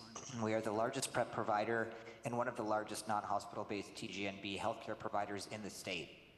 I want to begin my comments by acknowledging, as so many folks have, that adults living with HIV are living longer lives. According to a Gilead study in 2021, adults living with HIV are living well into their 70s and 80s. While this is good news, we are now seeing a growing population enter their elder years without proper support and access to resources. We are seeing a growing number of older adults that are still dealing with decades-long trauma that has not been fully addressed. Many of these patients lost dozens of friends and lovers to HIV. Many of them have very few friends left and have not truly processed the trauma this epidemic has caused them. At Cal Nord, over 30% of the patients we serve are over the age of 50, and roughly a third of our patients are HIV positive. Many of them have expressed deep fear about having to choose between leaving their LGBT competent healthcare with us and transitioning to receive aging competent healthcare elsewhere. They have asked us for longer appointments, a more robust referral system that includes LGBT competent specialists like cardiologists and geriatricians. They've talked about needing assistance to navigate Medicare, and the fear that nobody would look out for them as they age because they are less likely to have children. We've listened to our aging patients, and we are responding by taking serious steps to ensure that our patients have the option to stay with Cal and Lord as they age. We recently received an $180,000 grant from the Fan Fox and Leslie R. Samuels Foundation to support this work. We started a program called Prime Time for patients over 50 with HIV. We became a designated age-friendly health center through the Institute for Healthcare Improvement, and just this week we hired our first clinical director of elder care. I want to share some recommendations that we believe can help address some of these concerns. Time We expired. need to increase HIV testing rates among older adults. We need to improve care coordination services that address the physical and mental health for older adults living with HIV. And we need our policy leaders to invest more financial resources to support organizations like us focusing on this care.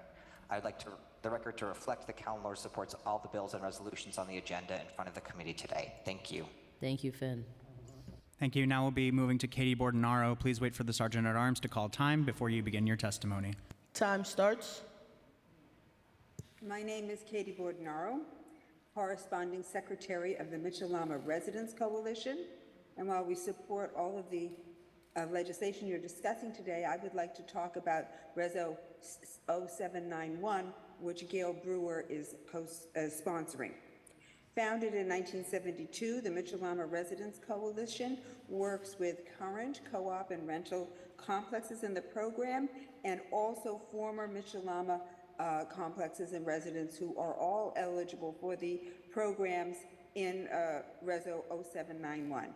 The resolution calls for the New York State Legislature to pass and the government to sign Senate Bill 2960 and Assembly Bill 5741 to provide for the annual adjustment of the maximum income threshold for the senior citizen rent increase exemption, disability rent increase exemption, senior citizen homeowners exemption, and disabled homeowners exemption by any increase in the consumer price index. MLRC has supported the passage of this legislation for many years, and we're grateful for Gail Brewer's sponsorship this year. Many of the residents of Mitchell-Lama developments are senior citizens, some are disabled, and these groups need the protection from rent increases that that these exemptions provide. And this would also apply to rent-stabilized apartments and to many of the people who are talking today about the need for housing. The importance of this annual cap increase has been shown in the last few years when inflation has driven up so many prices. The groups covered by these exemptions are generally on fixed incomes, and they're already stretched thin in facing the prices of basic necessities. This income cap was last raised in 2014 to $50,000. If we'd had these consumer price index adjustments, the cap would now be $69,000. So we really need this legislation, and we hope that the council will support Reso 0791 as a step towards getting it. Thank you. Thank you, Katie. Thank you. We'll now be moving to Kay Greenberg. Please wait for the Sergeant at Arms to call time before you begin your testimony. Time starts. If you take anything away from this testimony, please remember this: disparate impact, syndemics, comorbidity, underserved, marginalized. These phrases all allude to intersecting structural barriers in all of our government and private systems that block aging Black and brown LGBTQ+ New Yorkers living with HIV from accessing life-saving information and services that already exist. My name is Kay Greenberg, my pronouns are he, him, and I am a staff attorney at the Center for HIV Law and Policy, an abolitionist legal and policy organization that fights to end the criminalization of and the stigma, discrimination, and violence directed towards people living with HIV. So what does it truly mean to say that aging Black and brown New Yorkers living with HIV are blocked from services? As of 2021, over 50% of people over the age of 50 in New York living with HIV are Black men. 1 in 5 Black men will be incarcerated in their lifetime. LGBTQ+ folks at a high risk of incarceration, due in part to commission of survival crimes, and 42% of Black trans women are living with HIV. The Venn diagram of these statistics means that likely a large section of people aging with HIV in New York have criminal records. These New Yorkers have to navigate the collateral consequences of these records, such as the limits, if not bans, on access to housing and public benefits. We also know that New York is facing a housing crisis. Many other people mentioned that today, that the demand for reasonably priced housing, if not low-income housing, far outstrips availability, that fair market rents for Section 8 voucher holders relegate them to the under-resourced corners of the city, that our elderly population is being gentrified out of neighborhoods, that Black and brown people are legally discriminated against by landlords, and that previously incarcerated people are at a high risk of housing instability, and that having stable housing is a necessity for good health outcomes. It's hard to age in place without a home.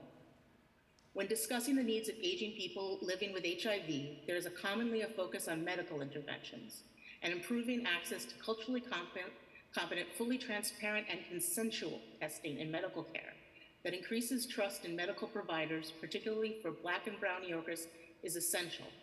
But better health outcomes for aging New Yorkers with HIV can only truly be achieved through addressing the barriers, such as the collateral consequences of criminal records that make Black and brown New Yorkers vulnerable in the first place. Thank you for your time. Thank you so much. Thank you. We'll be moving on to Amir Sadeghi. Please wait for the Sergeant at Arms to call time before you begin your testimony. Time starts.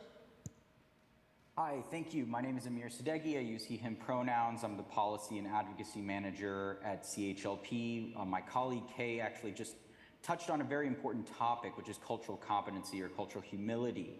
And we know that older people are receiving late or concurrent HIV/AIDS diagnoses in unacceptable numbers here in New York, which is a reflection of those structural barriers to care that have been discussed today. But I think it's also a very clear result of providers making assumptions about what kind of sexual activity older people are engaging in, or making the outright assumption that older people are not sexually active at all. So testing is important to address this issue.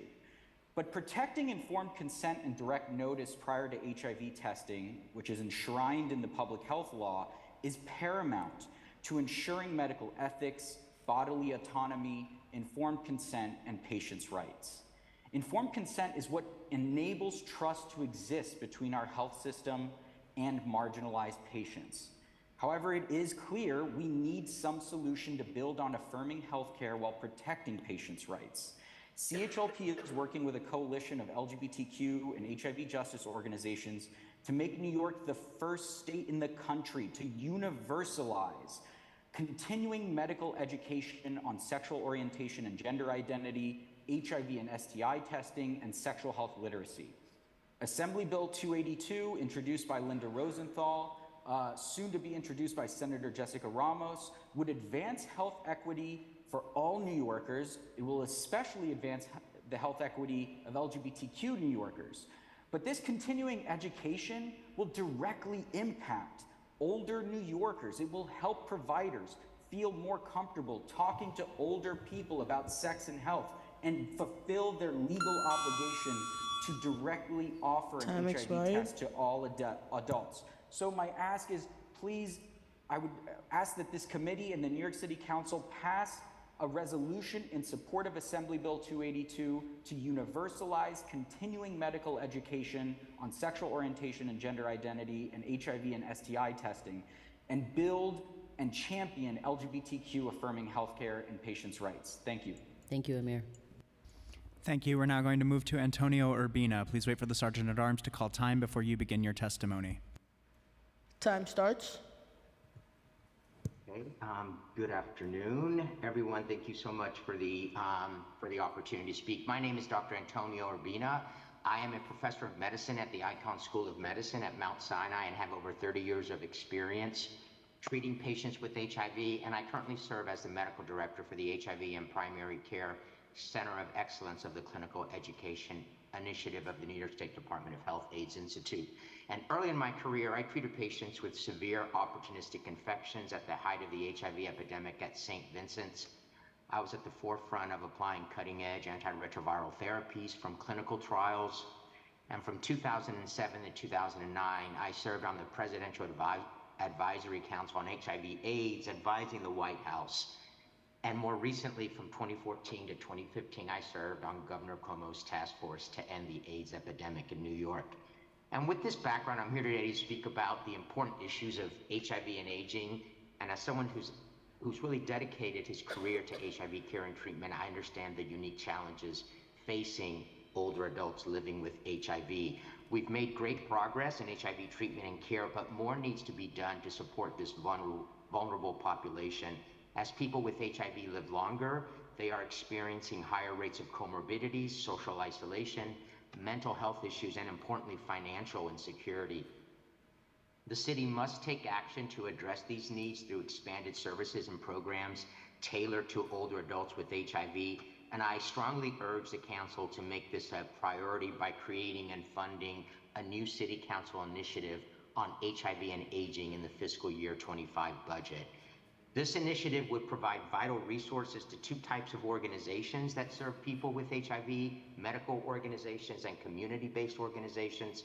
The funding could support services offered by both types of organizations, including case management, mental health services, self-management programs, skills training, peer support groups, and importantly, exercise and physical therapy programs. Investing in the social and medical needs of those aging with HIV is both a moral imperative and a wise long-term strategy. And I really want to thank the council for allowing me to speak today. Thank you, Dr. Urbina. Thank you very much. At this time, we'll be moving to Jason Price. Please wait for the Sergeant at Arms to call time before you begin your testimony. Time starts.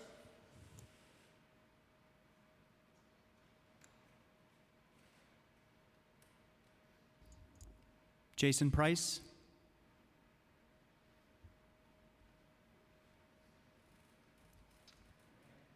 Okay, we will be moving on then to Chris Norwood. Please wait for the Sergeant at Arms to call time before you begin your testimony. Time starts. Good afternoon. Thank you for these hearings. I'm Chris Norwood, Executive Director of Health People in the South Bronx. I want to focus on comorbid conditions, particularly diabetes. In a 10-year study, people had HIV had a 3.6% death rate. When they had diabetes, it was 12%. And when they had diabetes with chronic kidney disease, which is very much caused by diabetes, the death rate went up to 36%. I'm a bit distressed not to have heard more focus on these kinds of conditions during this hearing. I think another part that's really important to look at is a lot of what you're calling mental health conditions is actually, once again, high sugar rates are a major driver of Alzheimer's disease. And of course, the rate of diabetes in people who have HIV is quite high, and it goes up higher after they're age 50. We have come to the council many, many times and beg them, just beg them, to start diabetes self-care programs peer-delivered in communities. And we have pointed out many times that during the 25 years that diabetes has been the most widespread epidemic in New York City, the council has not funded any community programs whatsoever. We can see the results everywhere in every disease. It's particularly disastrous in HIV. I want to just give you an idea of what's being lost by not giving people group self-care programs that they like, that overcome their isolation. When people with diabetes have their blood sugar even in moderate control compared with poor control, their Alzheimer's risk goes down by 30%. If it's in good control, it goes down by 60%. In the HIV population, while we don't have, thankfully, the terrible AIDS dementia we had at the beginning of the epidemic, about 30% of people with HIV develop neurocognitive disorders over time. It is therefore even more important for those with diabetes to learn how to properly control their blood sugar, because that will lessen the impact of these neurocognitive disorders. I really want to, with the chairs speaking with their concerns for mental health, isolation, and socialization, this is what peer groups do. But in this case, these peer groups not only improve physical health, they protect mental health, they protect brains, and this population desperately needs to have that protection. Thank you. Thank you so much. Thank you very much to this Zoom panel. We're going to be going back to an in-person panel now. I'd like to get Jan Carl Park, Sam Joe Kleinplatz, Michelle Veronica Lopez, Asia Betancourt, and Cameron Craig, please.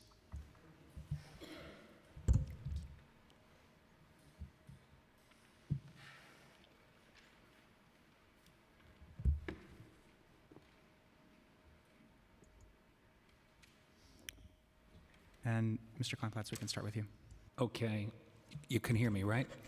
First, let me thank all of you, because this has been an absolute tragedy. My roommate has been missing for months and months and months. There is extensive litigation against Bellevue Hospital. I have been made a non-human being with no rights. I have been taking care of Rafael Rosa for over 40 years. The attorney of record is Paul Curson. Thank God the judge found Rafael. He was dumped in a nursing home, Highbridge Woodycrest, which is not indicated for his condition. He has mild dementia. He can easily be treated at home. The nursing staff advised, do not put him in a nursing home, and that's exactly what they did. We would not even have an apartment if it wasn't for Counsel Robert Goldberg. That can also be, you can also check that. I'd like the council to get a copy of the videotape where Rafael was torn away from me. I've lived with him for 40 straight years. He is one of the most beautiful human beings that provides no problems to anybody at the hospital. The nursing staff begged that he not be put in a nursing home, and that's exactly what happened. As a result of my telling the truth, the Guardian has retaliated, and I've sent a number of the electeds the response. She retaliated against me for demanding answers from the Highbridge Woodycrest nursing home. The borough president's office, namely Vanessa Gibson, got involved. Get to the bottom of it. I repeat, this is not a proper placement for him. He needs to be home. His nursing home does not treat his condition. Let me reiterate that the Alzheimer's Association has found the case of Rafael Rosa to be one of the most awful, horrendous cases they have ever reviewed during the entire time that they're an agency. They decided to resend him for Bellevue for medical care. Let me please finish. That needs to stop. That's exactly the traumatizing agent, the traumatizing facility. I should remind you there are over 1,500 medical clinics in the Bronx that could have easily treated him. As a result of my bringing this up, the Guardian, who has never visited him except for once, who has never checked in on the fact that all his earthly possessions are gone, that he was in somebody else's pants, torn slippers. It is entirely inhumane. I therefore am calling on all of you to notify the governor that the guardianship system, which is being abused, needs to stop. And we need to stop putting people who are HIV positive or otherwise in nursing homes. They can go back to their home health care, which Narcissus said. I'm saddened by one thing, that some of the people that really can make a difference, although I rest confidence in Councilperson Hudson that she will not let this continue, that this will end. The governor has to stop this guardianship nonsense and the guardianship abuse. I am going to also, as part of the record, give to the committee council the names of each one of the attorneys that, thank God, have interceded. We would not even know if he was alive. When one member of the mayor's office and one member of the state assembly told me that he didn't want any visitors, we were able to get somebody in briefly. Two witnesses, Pablo Valentin and Jose Orozco, and Rafael said, no, I love my grandchildren. I want to see my grandchildren. I love my children, and I love all of you. We have not been able to see him. This has to stop. This is probably one of the worst cases, again, I reiterate. This cannot continue. HHC has to be held accountable, and New York State Department of Health has to be held accountable, including on-site visits. They responded to me by saying they're going to do an off-site visit. It's useless. You need to go in there and do on-site reviews of all of these hospitals and the guardianships and get to the bottom of why people are being put behind guardians who have families. Rafael has a daughter. Rafael has a son. Rafael has thousands of cousins who came, and guess what? They were thrown out of the hospital. They weren't allowed to see him. Finally, last but not least, I went to ask the nursing home director, Leon, whether I can hug him for one last time. And do you know what he said? No, you cannot. Leave. You need to leave now. So I'm calling on you, especially Councilperson Hudson, to make sure that I can see him at least at Thanksgiving and definitely at Christmas. Thank you both, and thank you all, actually, including council. Thank you so much for that. I'm sorry that you're going through that experience. We'll be sure to follow up. Thank you. I know you will. Hi. I'm Jan Park, a former New York City government employee working at the New York City Health Department. I am the former chair of the HIV Health and Human Services Planning Council. I also worked for 10 years in the mayor's office across the hall in the Office of AIDS Policy. And I'm here today to talk about retired New York City government employees who are HIV positive and the challenges that they face. I retired from government service on World AIDS Day, December 1st, 2019. I believe one of the biggest challenges to elders living with HIV who live on a fixed income are the costs of health insurance and prescription drug coverage. For those who qualify for Medicaid, the costs for a doctor's visit and related lab work are covered, but Medicaid Advantage plans is necessary to cover other expenses, such as prescription drug coverage. Today, there are over 350,000 active members and retirees of the New York City retirement system. A dozen health insurance plans for retirees are made available to them through the Office of Labor Relations health benefits programs, all with catastrophic coverage limitations. What does that mean? For me, it means by the 5th of the year, I enter catastrophic coverage, which requires me to pay 5% of the retail cost of prescription drugs in the highest tier categories. All HIV medications are in the highest tier category. This means that I pay, when my prescription plan catastrophic coverage kicks in, I pay $1,140 per month, or $9,130 for 8 months for my HIV medications. For those facing retirement, choosing health coverage, insurance, and prescription drug coverage plan that's affordable can be onerous. I believe that much good could come from the City Council review, assessment, and adjustment to catastrophic coverage limitations that are part of the packages offered city retirees through health insurance and prescription drug coverage plans. Thank you. Thank you so much for your testimony. Thank you very much to this panel. At this time, if there's anyone in the room who wishes to testify and you have not had your name called, please fill out an appearance card. You can get one from the Sergeant at Arms. Okay. Not seeing any. We'll be moving on then to Zoom panelists. So we're now going to hear from Jules Levin. You'll have 2 minutes. Please wait for the Sergeant at Arms to call time before you begin your testimony. You may begin. Hi, can you hear me? Yes. Thank you.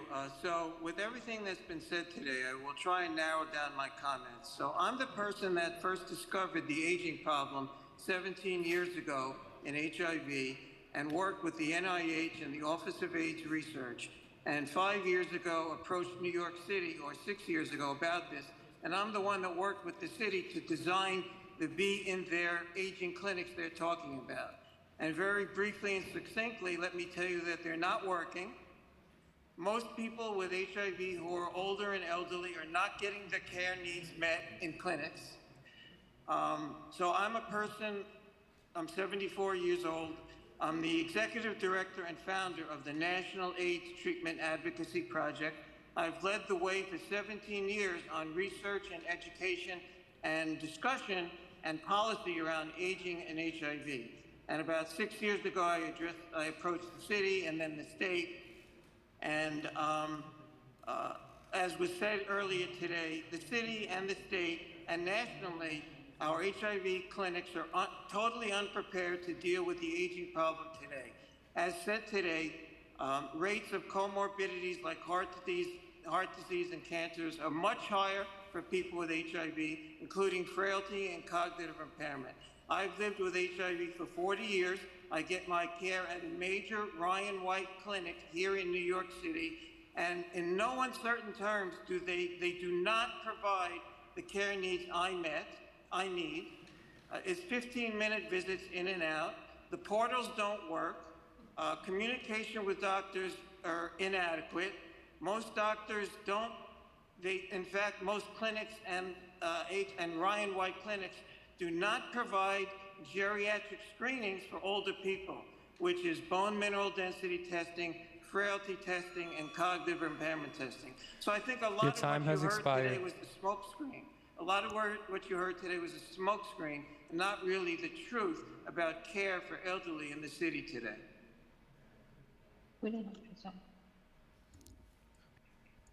Thank you very much. At this time, we'll be moving on to Mohammed Amin. You'll have 2 minutes for your testimony. Please wait for the Sergeant at Arms to call time before you begin. You may begin.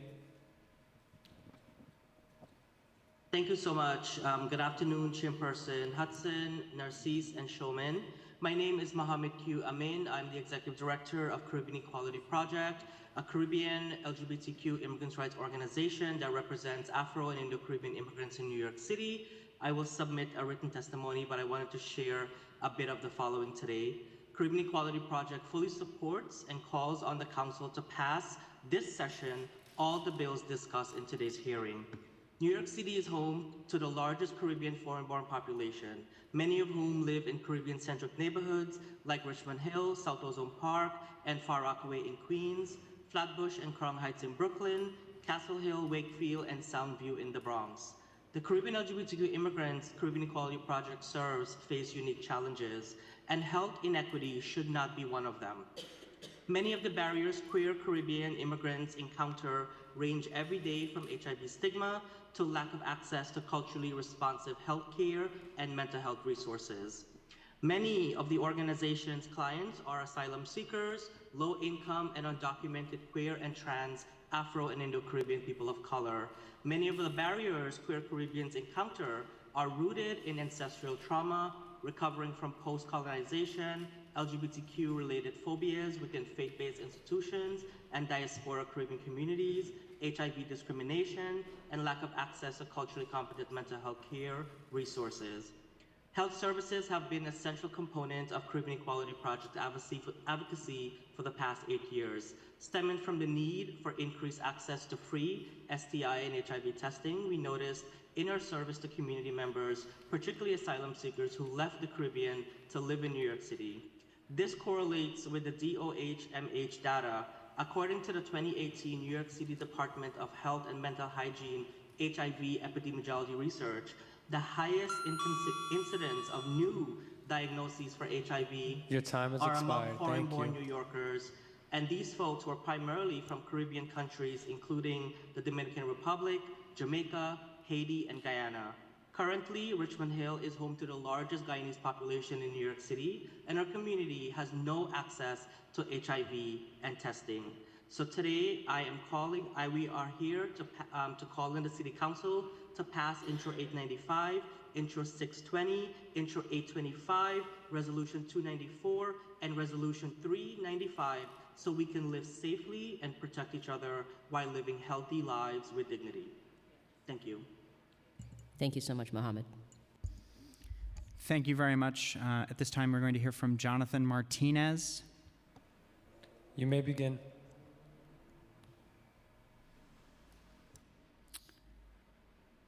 Okay, Jonathan is not available. Moving on to S. Hayes. You may begin.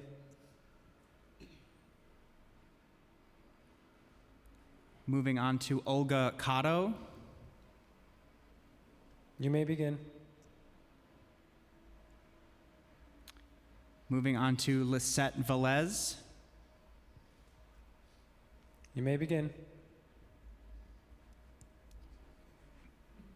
Moving on to Mary Oliver. You may begin. And finally, moving on to Sabina Adhikari. You may begin. At this time, if there is anyone on Zoom who has not had their name called but who would like to testify, please indicate so using the Zoom raise hand function.